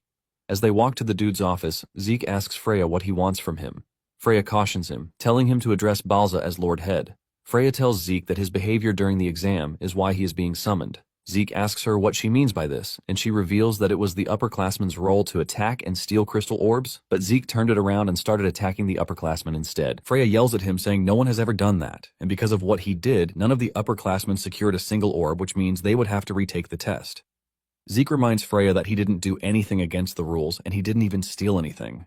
Freya yells at him, telling him that no sane person would expect a lower-classman to attack an upperclassman, but she's not even ready to deal with his shenanigans. She's only concerned about his tone when they finally stand before Balza, and moments later, they arrive at the red door that leads to Balza's office. Freya tells him to behave himself once they are in Balza's presence, and Zeke asks her why he should do this. Freya can't believe that she has to explain everything to him, and she screams at him, telling him that he is going to get killed, even if he is a child. Upon arriving at the door, Freya knocks on the door, revealing her name and stating her business. With a stern voice from inside the room, Balza tells her to enter, and she enters the office with Zeke beside her. Without wasting time, Balza asks Zeke why he attacked an upperclassman, and instead of answering the question, Zeke decides to ask his own question. He asks Balza if he wasn't supposed to attack, and Balza is shocked by his question. Zeke reminds him that the exam condition was to survive for 1 month on Poison Dragon Mountain with a crystal orb, and nothing else was said, so he basically spent the 1 month however he liked. Zeke tells Balza that he should have mentioned if there were any special rules before the exam, but nothing was said. Freya cannot believe that Zeke is seriously speaking to Balza the way he wants. Freya is about to start scolding her when Balza unleashes an overwhelming aura from his body that scares Freya so much that she goes down on her knees. However, Zeke remains standing as if nothing is happening, and he casually tells Balza to stop getting thrilled every time he gets intimidated because it is annoying. A shocking expression is left on Balza's face, and Zeke asks him if he only called him to ask him boring questions. Balza then asks Zeke how he did it, and Zeke asks him what he means. Balza mentions that he heard about how he defeated not only the upperclassmen but even a golem. In addition, Zeke just stood before him like it was nothing, and Balza asked him how a bee-son, like him, was able to gain such power. Zeke casually tells Balza that there is no reason for his power except for the fact that he is just who he is. Balza cannot believe what is happening right in front of him, and he tells Zeke that his behavior is just as reported, but even with this, he is going to give him a reward for defeating the golem. Balza tells him that he has the option to choose from the dragon treasury, or permission to enter the second floor of the dragon hall. Even Freya is surprised that Zeke is getting a reward because the dragon treasury are vaults filled with rare items collected by the family heads for over 1,000 years since the first, Gilfus. The dragon hall, on the other hand, stores books, including ones that are now considered forbidden. The dragon treasury stores relics of former lords, legendary weapons, elixirs, artifacts, and rare items from many eras. These facilities are the family's prized archives and are strictly controlled, so only a handful may enter. It turns out that entering the second floor of Dragon Hall requires exceptional achievement.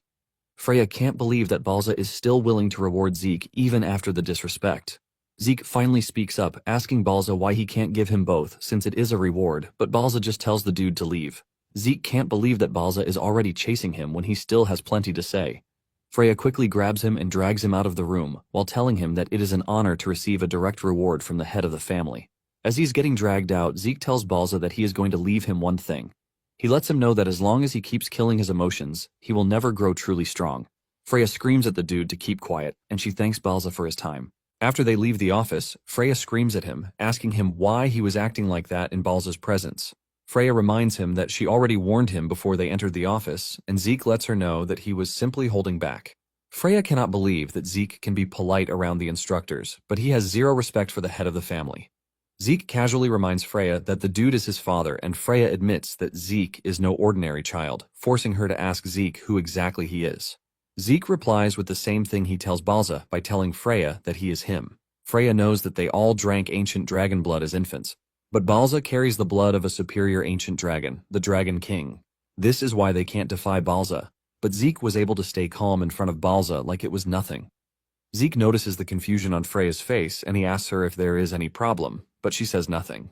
Deep down, Freya is already thinking of how she is going to recheck Zeke's birth records. Freya then asks Zeke what reward he plans to choose between the right to enter the Dragon Hall's second floor or a single item from the Dragon Treasury.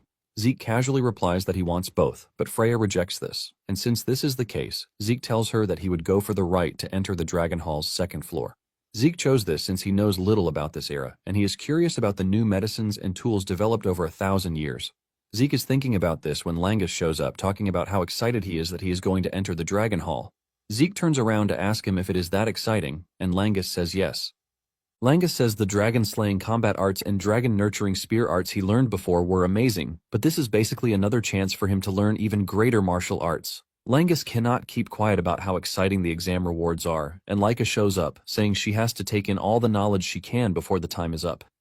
Zeke is surprised that there is a time limit, and Laika lets him know that there is a time limit for those who will be entering the first floor. In addition, they can only borrow one book, but during the time limit they can read anything they want freely, which is why it is imperative that one uses their time well. Laika then tells Zeke that she heard he had the right to enter the Dragon Hall. She expresses her surprise because she believed Zeke would want to take something from the treasury. Zeke confesses that he considered it, but at the moment, he believes that knowledge is more important to him. Laika confirms this, saying the second floor books are even rarer than the first, especially the martial arts manuals. However, she still believes that nothing inside the hall surpasses her Thunderclap Greatsword art. Later on, they head to the hall and the instructor tells them that they are allowed only 5 hours in the hall. He lets them know that maintaining silence is important. Laika suggests that they find the one book they would like to borrow and then use the rest of the time to read freely. Langus mentions that he is going to start by picking the martial arts manual that fits him within the 3 hours he has set as his target. Upon entering the hall, they realize that finding the right book might even be a hassle. The kids are blown away by the interior of the hall, and Zeke admits that the library is more incredible than he imagined. With a smile on his face, he decides that it is time to see if there is knowledge stored in the library that can surprise him. Zeke concludes by taking his time to enjoy and gather more knowledge. Soon afterward, Zeke is seen freaking out after getting so much terrifying information. He can't believe that this amount of knowledge has spanned over 1,000 years. He is so filled with information that he lies on the ground to try to digest everything he's seen so far. Apparently, around 900 years ago, a sudden crack appeared in the dimensional wall, which is basically a rift. Beyond this rift sprawled a chaotic other world, and its name was Konsei, the Chaos Realm. In this world, monsters known as Chaos were everywhere, and to resist chaos, the people there carried a special primal energy within their bodies. The Eldragon family was able to fight alongside these people against the chaos. Through the bonds forged on the battlefield, 4 powerful warriors from that world married into the Eldragon house. These 4 are Toporna, Fafnilde, Levias, and Bahamut. These 4 became the ancestors of the 4 great Eldragon families that continue till the present day.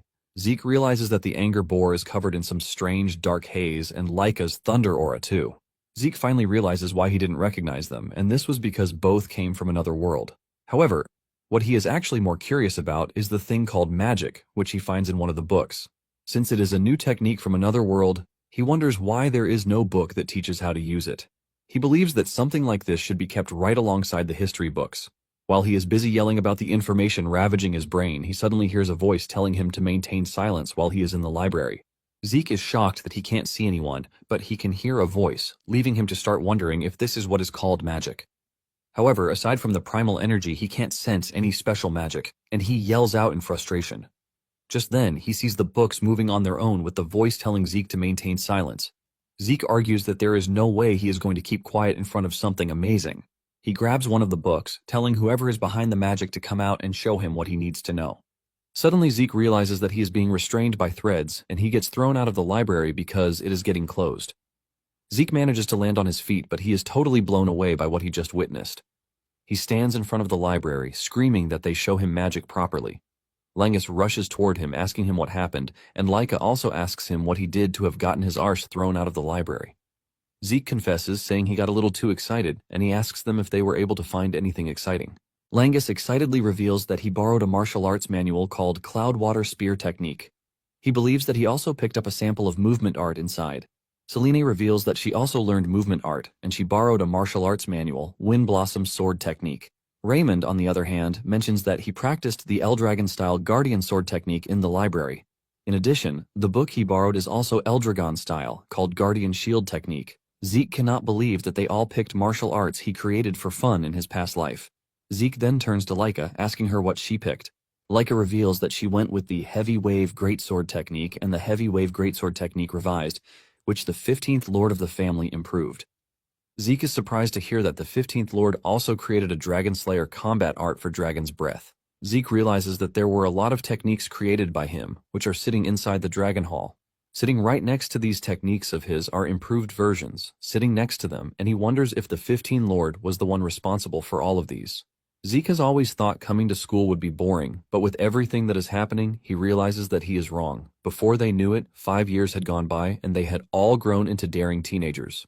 Balsa is in his office when the Black Dragon Corps commander, Ain, shows up to tell him that a rift just appeared. According to their investigation, there is roughly an 80% chance that magic water exists inside the rift. Balsa realizes that the rift appeared in the most convenient place for water magic to be there. Basically, anyone who drinks the water becomes a mage because the water has become magic water. Apparently, those who drink magic water gain a special constitution that allows them to convert true source power into another force, which is magic power. The new techniques unleashed through magic would bring a revolution to the world, and at the same time fierce territorial wars erupted over the source of magic water, which is called magic springs. It has become an age of magic where the number of mages greatly determines a house's military strength. However, there is no single magic spring that exists within Eldragon territory, and for a house without ownership of a magic spring, there is only one way to obtain magic water, which is conquering a special rift. At the present moment, Eldragon mages are few, and this includes Balsa. Basically, all of them who have magic are seasoned veterans who gained the power by conquering special rifts. Even with this, houses that possess magic springs overwhelm them through sheer numbers, making the conquering of rifts Eldragon's most critical mission. Ain tells Balsa that just as he predicted, the location where the rift appeared, the abundant dragon forest, is quite troublesome. Apparently, sometime earlier there was a small-scale border clash in the surrounding area. Basically, the abundant dragon forest is a large forest that lies mostly within Eldragon territory, but part of it extends into another house's domain. Those who claim further ownership of the forest and call it the abundant hound forest are the Cerberus house. Ain mentions that the rift is mostly inside the Eldragon territory, but because of its scale and location, the special zone generated around the rift might extend into Cerberus territory. Knowing how Cerberus operates, Ain believes that they are going to come rushing in. Balsa agrees with him, saying the Cerberus would definitely notice the rift. Balsa then tells Ain that they have to prepare for a territorial dispute just in case it is needed, but he wants them to make a move before Cerberus catches on to the rift. Balsa tells Ain to inform every dragon's nest that they are holding a selection trial. Meanwhile, Zeke is seen on the training ground going up against Raymond, Langus, and Selene, while Laika watches from behind. The trio charges at Zeke at the same time, and after assessing their attacks, Zeke tells them what they are missing. Zeke tells Langus that he is tensing up too much, and this is killing the strength of his spear technique. Zeke tells Selene that she is always focused on speed and the number of strikes, but her power isn't carrying through, so she should find the right balance. Zeke lets Raymond know that he is doing well, but he is still too defensive, so he should get used to attacking. After telling them what they are missing, he tells them to come at him again. It turns out that Zeke is always doing this, and Laika is already used to the insane side of it. Zeke asks her what she thinks is insane, and Laika mentions that his idea of taking attacks head-on without using true source power is complete madness. Zeke screams out, saying the results of his training have helped the group grow stronger without using true source power. Laika then asks him if he can at least make them stop attacking while they are still talking. However, Langus and the others are even enjoying Zeke's training regimen. Laika tells the trio to stop calling Zeke a human, because even the seniors call him the monster prodigy of the East Wing. Zeke ignores everything she is saying and asks her if she would like to join the training session. Laika mentions that she would love to, but she lets him know that there is something she would like to tell him first. Laika lets him know that he will be meeting kids from the other dragon's nests very soon. Langus is shocked to hear this, but Raymond is not really surprised because he already knew it would happen someday. Selene asks Laika if the visit is for the next exam, and Laika says she doesn't know the details. Zeke then asks Laika how she knows this, and Laika says this is something they can tell just by watching the instructors.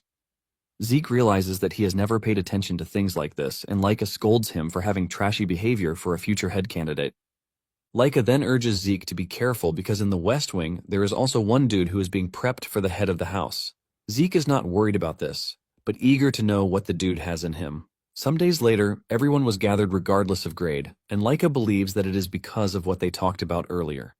Freya and some instructors soon show up, telling the kids to keep their mouths shut.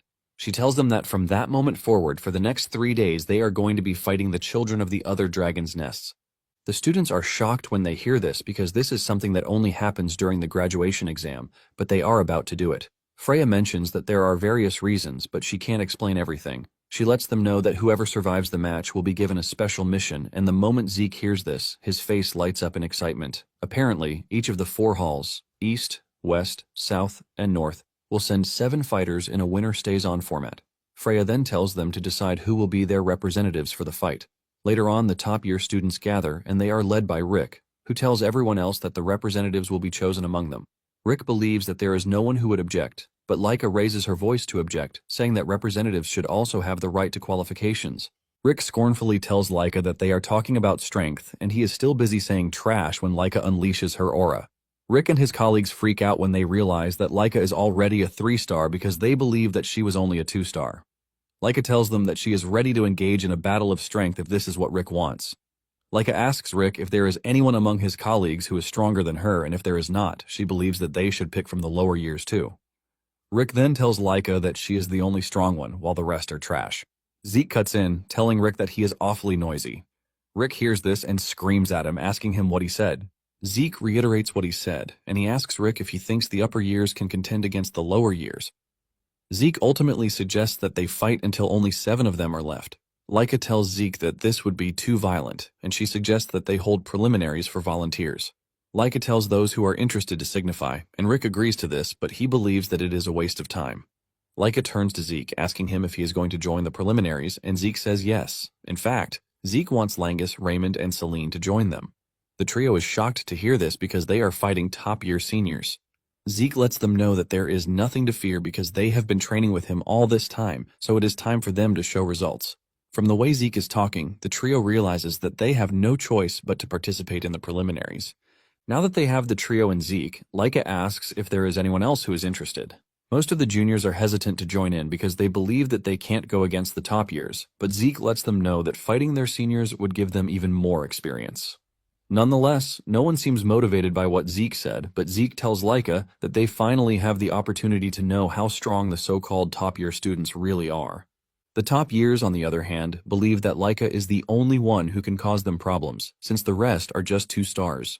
Zeke looks back and notices that his squad looks really worried, and he asks them what the issue is.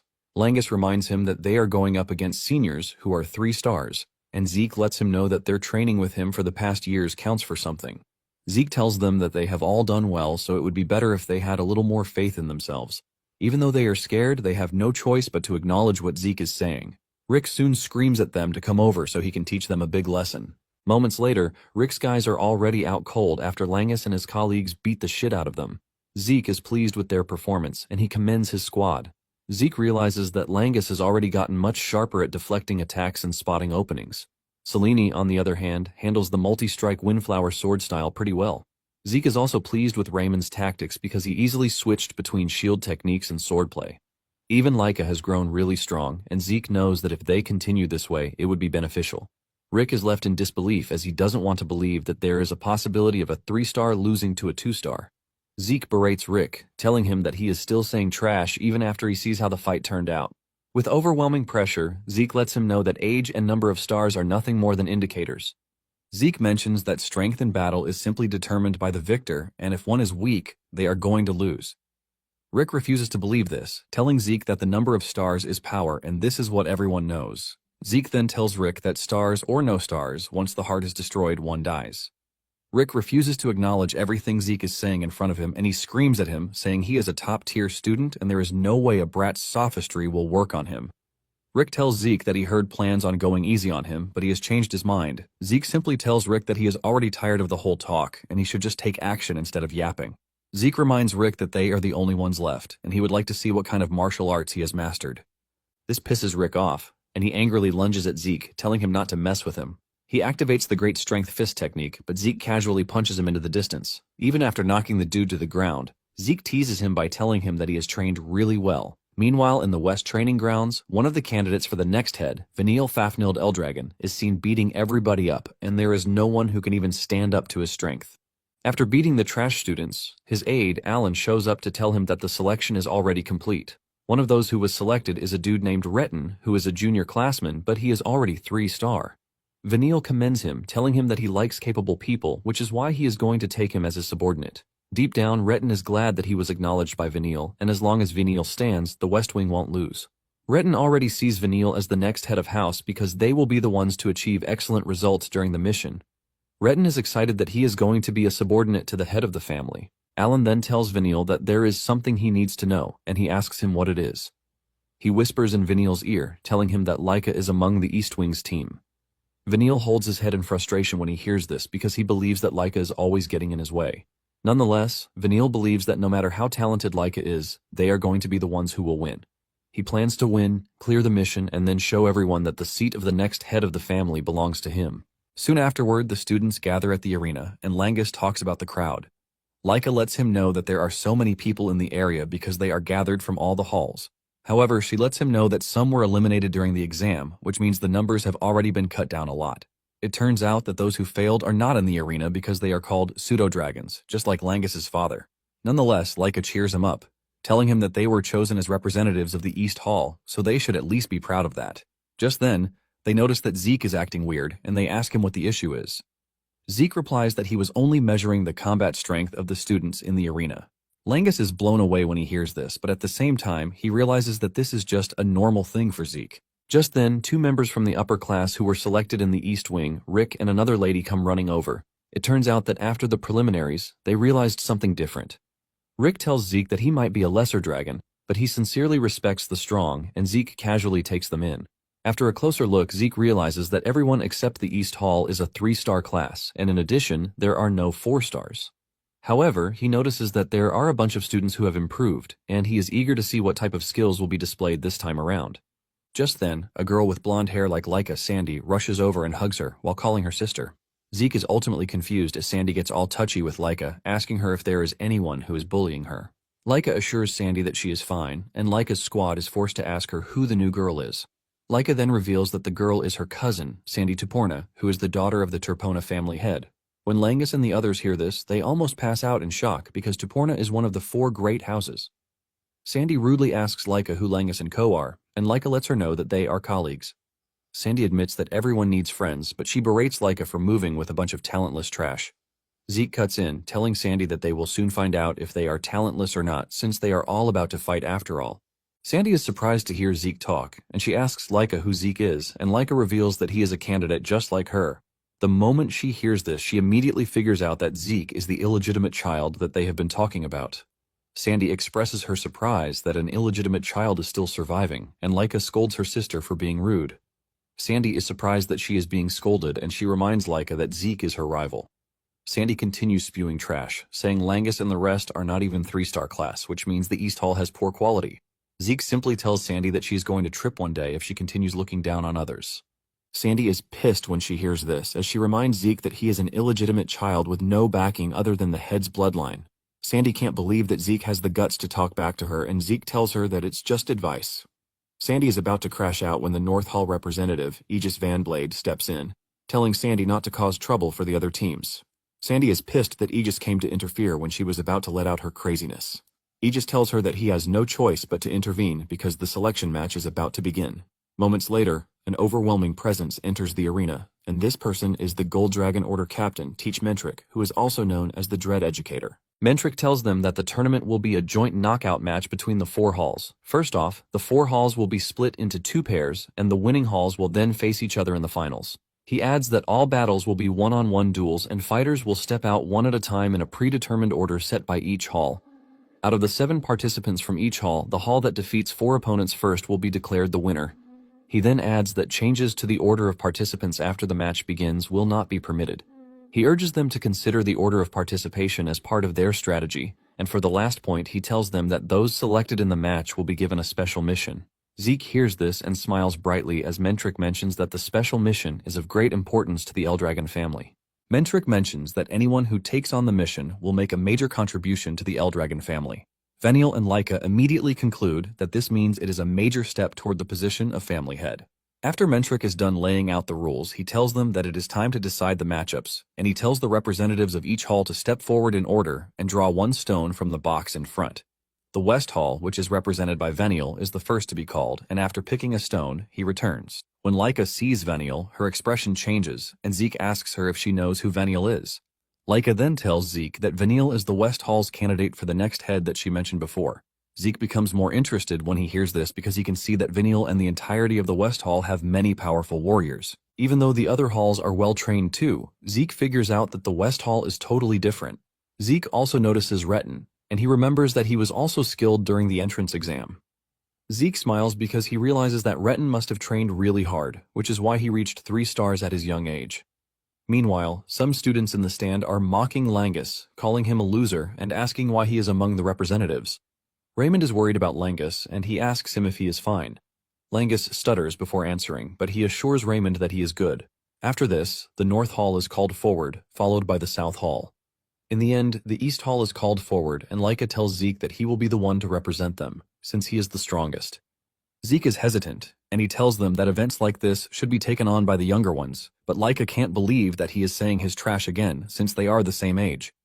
Zeke just swallows it up, and he decides to take the responsibility, and when Sandy sees this, she almost loses her mind. She demands to know why Zeke is the one going forward as representative, and Laika casually replies that Zeke is the strongest among them. Sandy argues with Laika, saying she is clearly joking because Zeke is not even 3 stars. Sandy reminds Laika that the whole thing is a battle between her and Venial for the position of family head. Laika urges her sister to calm her nerves because they are pretty strong. After the representatives have all picked their stones, Mentric tells them to pour their ether into the stone.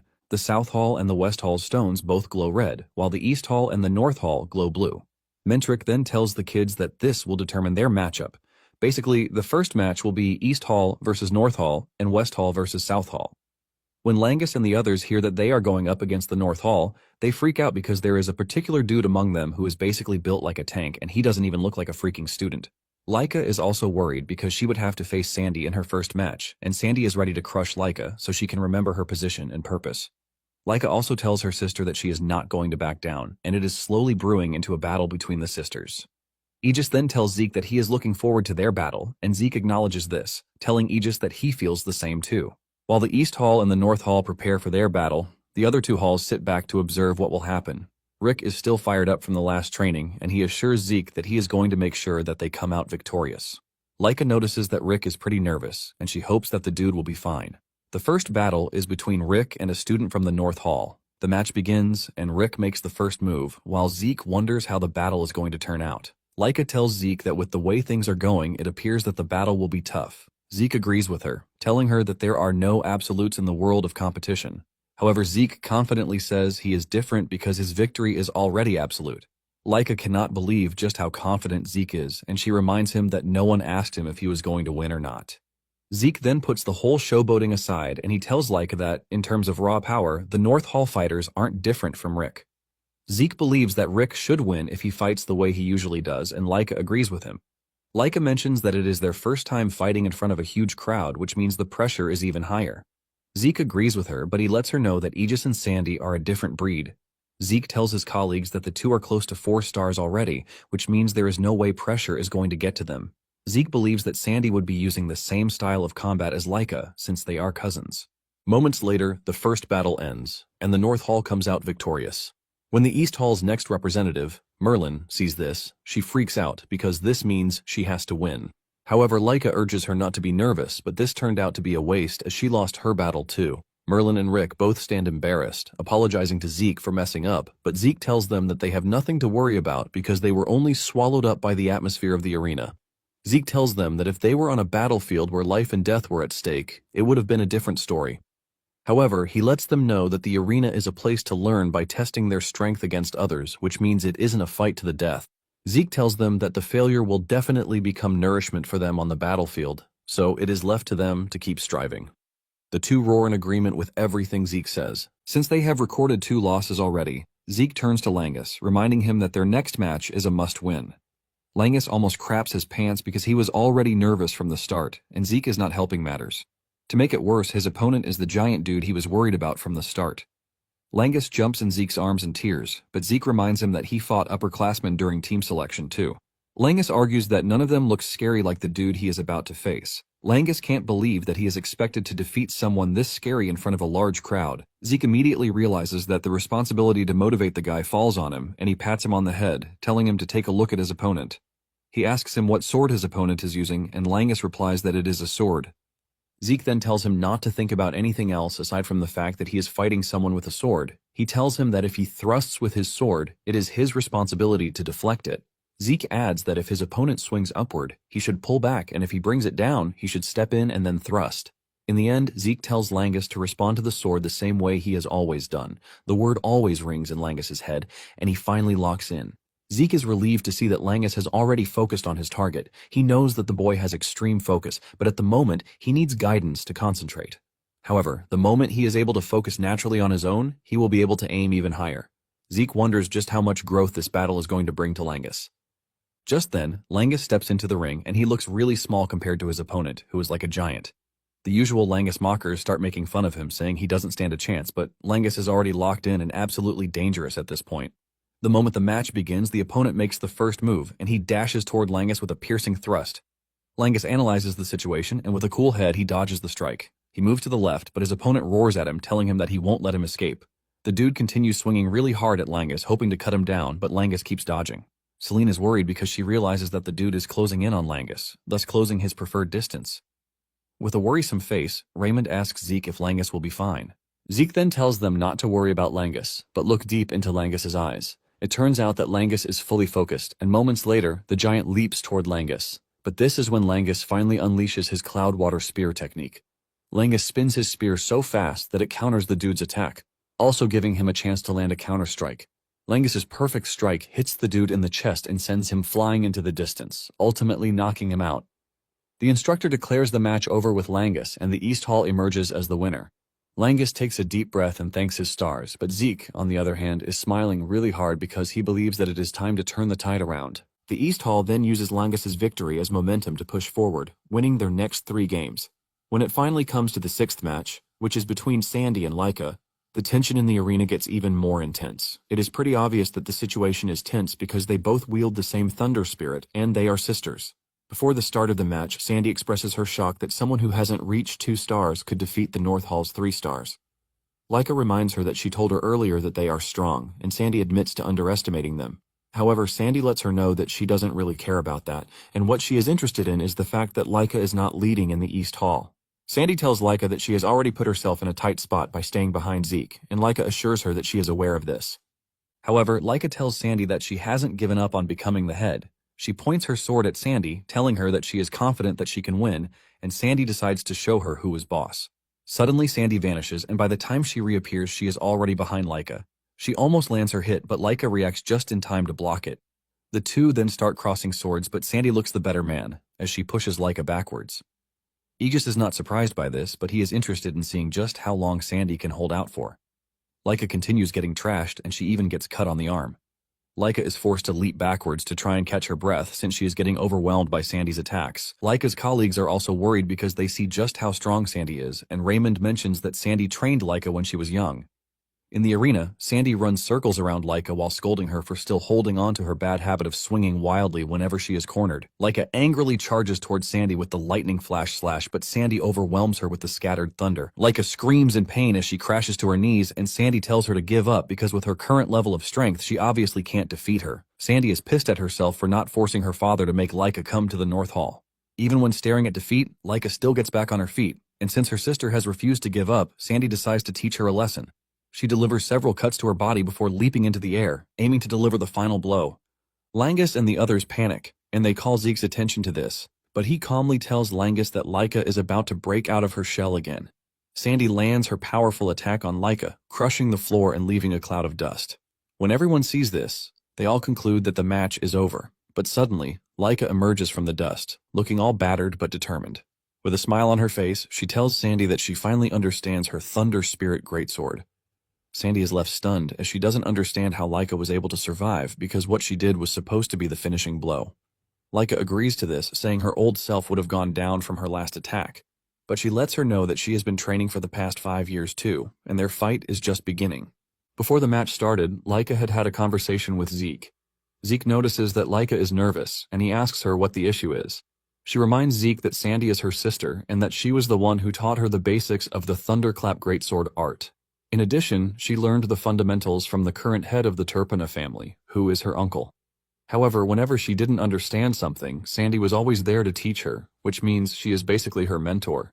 To put it into perspective, she has never defeated Sandy, even once, and even though she has gotten strong over the past 5 years, it is obvious that Sandy has grown stronger too. Even though she sounded confident when talking to Sandy, she is doubtful of her ability to win. Zeke then tells Laika to remember her training with him and to try to recall every day of the past 5 years. The moment Laika hears this, her facial expression immediately changes for the worse. forcing Zeke to ask her if it was that bad. Zeke lets Laika know that her bad habit is when her emotions run high, which automatically dulls her vision. He lets her know that the past 5 years were training to make her stay calm during combat. Still wearing her disgusted face, Laika reminds Zeke that he didn't hold back when he was attacking her, and Zeke says this is basically his charm. Laika cannot believe that he is calling that his charm when every moment of it was pain. Nonetheless, Zeke lets her know that the results of the training are undeniable, and she should now be able to calmly observe her opponent during battle. Laika agrees with him, but says that how useful the training is against her sister is the real issue. Zeke then tells her that she is going to understand once the fight begins. Zeke tells her that her talent of being able to see her opponent's movements will show her what kind of effect the training has had. Zeke still uses the opportunity to glaze himself, reminding Laika that she was trained by the strongest, who is obviously him, so she has nothing to worry about. Thanks to Zeke's short pep talk, Laika was able to ease off the tension a bit. Since Sandy uses the thunderclap skill just like Laika, Zeke tells her that it is the perfect opportunity for her to carefully observe her sister's thunderclap greatsword art because if she does, she is going to grow even stronger. Now in the present, Laika lets Sandy know that she has observed everything carefully and her thunderclap greatsword is her magic. She intentionally took it head-on and observed it closely so she could finally see it. Sandy is shocked to hear this, leaving her wondering just who Laika has grown to become. Just then, Laika dashes toward her sister and Sandy is immediately overwhelmed by the sudden burst of speed. Sandy is left wondering how Laika is able to suddenly change her movements. While she is still trying to understand what happened, Laika continues dealing damage, telling Sandy that she now understands the thunderclap greatsword arts. Sandy doesn't want to believe that Laika has already understood it and can copy it instantly. In the stands, Langus and the others are already jumping for joy, since Laika has turned the battle around. Zeke smiles, saying that fighting someone who uses the same technique teaches one so much. Rick then asks Zeke if he knows why Laika's movements suddenly changed, and Zeke reveals that Laika mastered her sister's thunderclap greatsword art in the middle of battle. He mentions that this is the result of their training, which is to calmly observe the enemy's technique while taking it head-on. He mentions that Laika used to lose herself during combat, which is why she only sees her own sword, but at the moment, she is different. He explains that Laika has the presence of mind to calmly observe her opponent during the heat of battle. By observing a sword art that is identical to her own, she has managed to reach a new realm. As the battle rages on, Sandy still believes that there is no way Laika is getting the jump on her, but she soon realizes just how wrong she is. She unleashes her thunderbolt, but Laika fights through it, emerging from the chaos, telling Sandy that she has undergone several physical training sessions with Zeke that almost left her for dead. As she leaps towards Sandy, she declares that it is time for her to unleash her own thunderclap arts. Laika unveils her new thunderclap arts, the Heavenly Thunder, and with this, she completely overwhelms Sandy. Sandy screams in pain, and before passing out, she admits the fact that Laika has grown stronger. With this, the East Hall is declared the winner, and even Veniel is shocked by what he just witnessed. Laika then returns to her friends and Zeke commends her for the job well done, but is disappointed that he didn't get his own turn. Laika expresses her happiness that the battle was decided during her own match. Nonetheless, even if she had lost, Zeke would have gone up against Aegis, and Zeke asks Laika if she knows the dude. Laika says she doesn't know him personally, but he is actually famous. With what she heard, Aegis is said to be the greatest genius he Van Blade family has ever produced. Zeke can confirm this because from what he is looking at, Zeke realizes that Aegis is stronger than the other competitors. Laika wonders what would have happened if Zeke faced him, and just then the instructor lets everyone know that the East Hall's victory has been decided. In a shocking turn of events, he lets them know that the matches will continue until the end. They wonder why this is, since everything was supposed to end once 4 members of the opposite team were defeated. Zeke also wonders what their end goal is, but whatever it is, he doesn't really care since he gets to fight the prodigy, Aegis. As they step into the ring, Aegis expresses his happiness that they are getting to fight even though the North Hall lost the battle. Zeke is surprised that the dude is that desperate to fight him, and Aegis lets him know that he is the East Hall's representative even when Laika is there, which has left him curious. Aegis says Zeke might carry the blood of the family's head, but he is still stuck in 2 stars, and Laika, who is 3 stars, didn't bother to be the representative. Thanks to all of these variables, Aegis says it has gotten him more curious to fight him. Zeke is pleased to hear this, and he lets him know that they really think alike. Zeke lets him know that he would like to fight him too, and the moment Aegis hears this, he becomes really hyper. Aegis whips out his sword ready to fight, and Zeke is just ready to have fun, since it's been a long time since he fought a sword user. Aegis makes the first move and dashes towards Zeke in the blink of an eye. Zeke is ultimately impressed by how Aegis is able to close him down in no time. Once he's in range, Aegis activates his sword technique, removing the presence from his sword. Zeke is baffled and impressed by this, but he still manages to dodge the attack. Aegis thought he had Zeke already, but he was surprised that he was able to twist his body at the last minute to dodge the strike. Zeke commends his wordplay and urges him to show him more of his techniques. Aegis indulges him and unleashes another of his sword arts, Waveblade, which makes his sword movements even harder to read. It appears like a wave of water, and Zeke initially underestimated the technique. However, he is forced to quickly change positions when he realizes that the technique is quite deadly. Zeke leaps into the air to dodge the strike, while commending him and telling him that he's not ready to be cut just yet. Without wasting time, Aegis changes his technique into a lightning-type technique, giving him more speed to close Zeke down. When Zeke sees this, he is forced to admit the fact that Aegis is truly a genius because his moves are totally unpredictable. Even though his attacks are fast, they still come with power too, making it a flawless and sharp strike. Zeke figures out that the dude will not be able to perform these techniques if he didn't train his body to the extreme. Zeke continues dodging, and at this point Aegis is getting really impressed with the fact that he can't even pin him down yet. Aegis commends Zeke, asking him what type of training regimen he carries out, and Zeke suggests that he trains with him if he is curious. Nonetheless, Zeke believes that this is a conversation for after the training. Zeke then decides to finally make a move, and he dashes toward Aegis with a powered punch. Surprisingly, Aegis is able to easily block the punch with his sword and even absorb the force that comes with it. However, Aegis is impressed, and he tells Zeke that he outputs so much power that it doesn't even feel like he's a 2-star. On the other hand, Zeke is surprised that Aegis was able to adapt to his fighting style really quickly, which is far more than he expected. Aegis then asks Zeke if he's done observing, which is why he finally decided to launch a counterattack. Zeke confirms this, and Aegis is surprised that Zeke has already figured out his martial arts, but this means he doesn't have to hold back anymore. Aegis leaps towards Zeke, and Zeke assumes that he's going to use the same technique as before. However, he soon realizes how wrong he is when he senses Aegis's afterimage. At this point, Aegis has already closed him down, and his sword is slicing through his chest. Zeke only manages to dodge this in the last second, but suffers a cut on his chest. With a smile on his face, Aegis tells Zeke that he still has more techniques to show him. Being the battle junkie that he is, Zeke lets off a really big smile because the whole battle is just about to get even more interesting.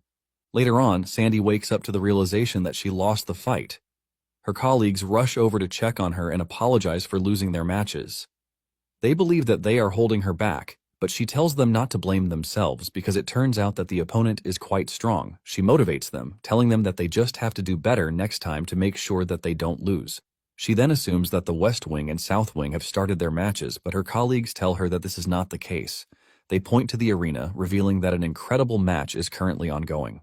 Sandy turns to look at the arena, and she is stunned when she sees Zeke and Aegis going at each other like maniacs. Seeing the type of technique that Aegis is using, she realizes that he's actually fighting at full power.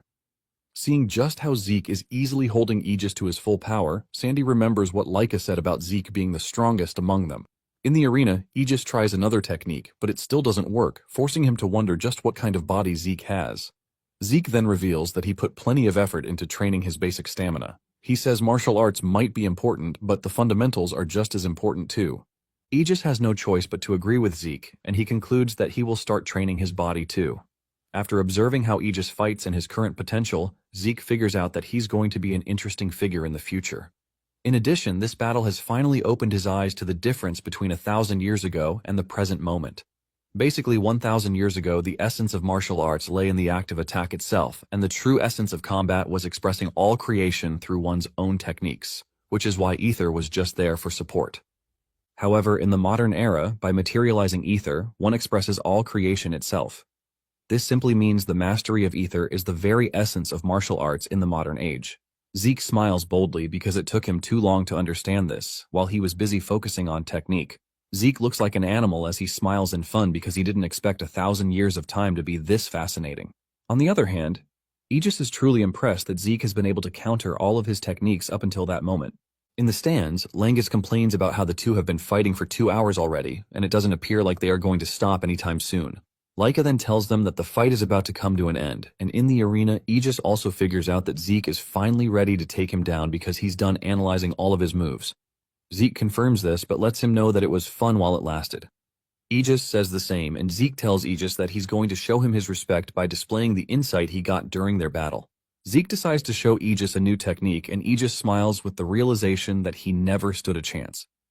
However, he lets Zeke know that he has no intention of going down without a fight.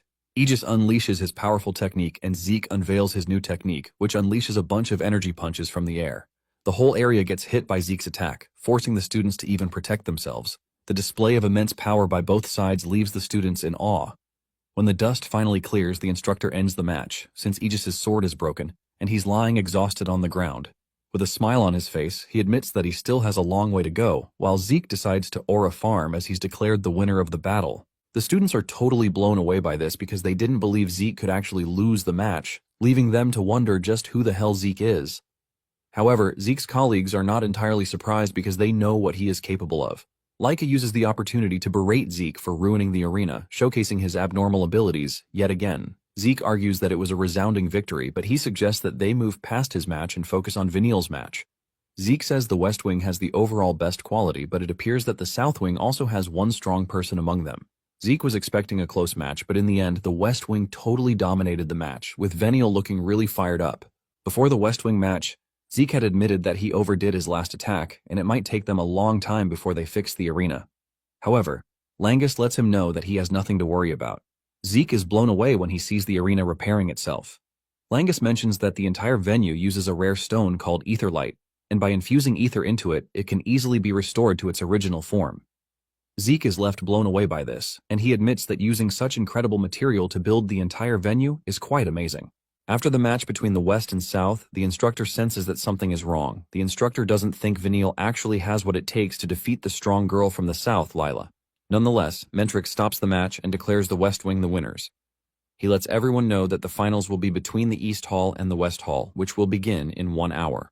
Even the students who know how strong Lila is are stunned that she actually lost.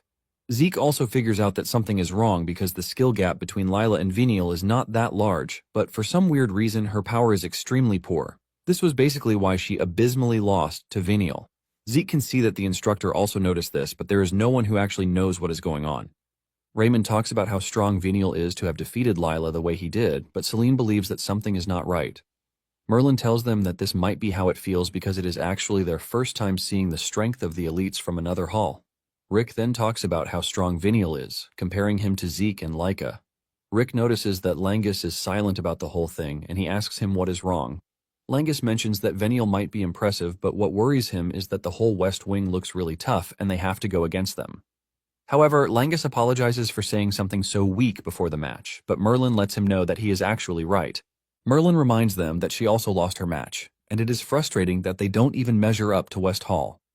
Surprisingly, Rick is determined to fight till the end, just like Langus and the others are able to take down enemies stronger than them. Rick's motivation ultimately spreads to the rest of the team, and Zeke is glad that they are all motivated now. However, he is even more worried about Leica because she looks disturbed, since she didn't notice that Lila didn't lose in the most natural way. Since he doesn't know the full details yet, he knows he can't just tell Leica that she doesn't need to be nervous, leaving him confused about what to do. Just then, Leica leaves the arena, telling her colleagues that she needs to clear her head. She heads to the spring close to the arena to think about what happened. She is surprised that Vineal has gotten so strong that he could easily defeat Lila. She knows that even Aegis would have had a hard time dealing with Lila, but Vineal easily defeated Lila. Leica remembers that the last time she fought Vineal was when she was 5 years old, and she lost. Since then, Leica has been training so she can avenge the defeat, and at this point she thought she already caught up.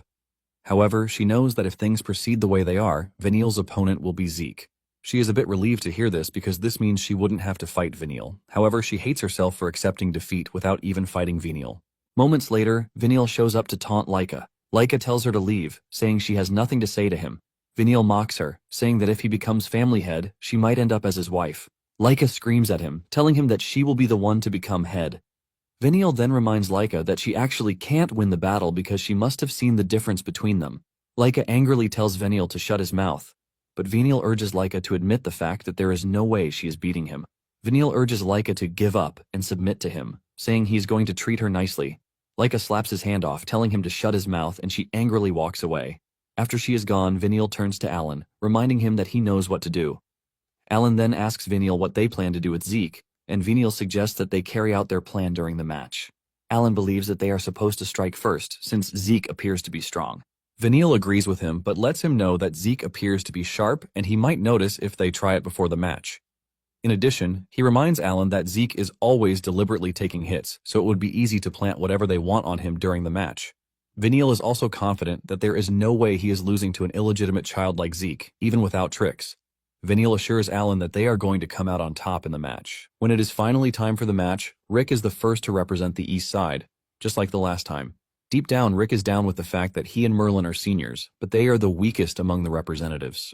He is scared about the West Wing because they look absolutely badass, leaving him wondering if he can really win.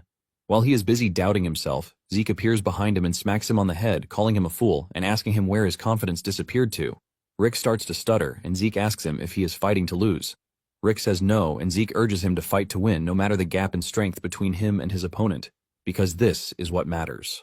Zeke's words are able to motivate Rick again, and Zeke reminds him that he is trained well, so he just has to back it with confidence.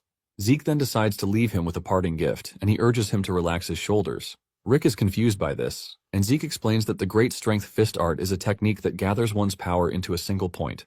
However, if one tenses up too much, the power one is trying to gather will scatter. Zeke shows him an example of what he is saying and urges him to relax his tense body. With Zeke helping him out, Rick screams out in excitement, saying he believes that he can do it. With this, Zeke sends him off to the arena. After Rick's departure, Laika walks up to Zeke, asking him how he knows so much about the other martial arts.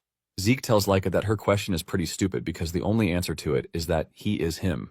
Laika cannot believe that this is what Zeke is going to answer with, and she admits that she was foolish to have asked. As they prepare for the battle, Rick takes a look at his opponent and realizes that the dude he is about to fight is pretty strong because he showed his strength in the first match. However, Rick has no intention of losing. His opponent notices his expression and mocks him, reminding him that he lost to the North Wing, so he is not supposed to have an ego. Rick argues this, saying he is not like before, but the dude doesn't want to believe this. The moment the referee starts the match, he wastes no time going after Rick with his daggers, telling him not to make him laugh because there is no way he's going to change in just a few hours. Using one of his powerful skills, he lunges at Rick, but Rick manages to block the attack with his aura. The dude is pissed that Rick even looked cool while blocking his attack, and he decides to go after him again. The attack is more fierce this time around, and he delivers a swarm of slashes to Rick's body, causing him immense pain. The dude starts to mock him, reminding him that he already said he was a changed person. At this point, Rick looks absolutely battered, and he admits that his opponent is crazy strong, but he has no intention of giving up. Rick throws a punch at the dude, but he easily dodges and counters the strike, cutting Rick. Rick screams in pain, and he soon finds himself in the vast space of thoughts, wondering how he is supposed to catch up to his opponent. Just then, he remembers Zeke advising him to relax and gather his strength in one point. Just then, his opponent dashes toward him again, and this time around, Rick is ready. The dude lands his attack, but suddenly, he sees Rick smiling at him, telling him that he now has him in his palm. It soon dawns on the dude that Rick has grabbed his blade with his bare hands. With the dude in close proximity to where Rick is able to land a powerful punch that sends the dude flying into the distance, only to be stopped by a wall.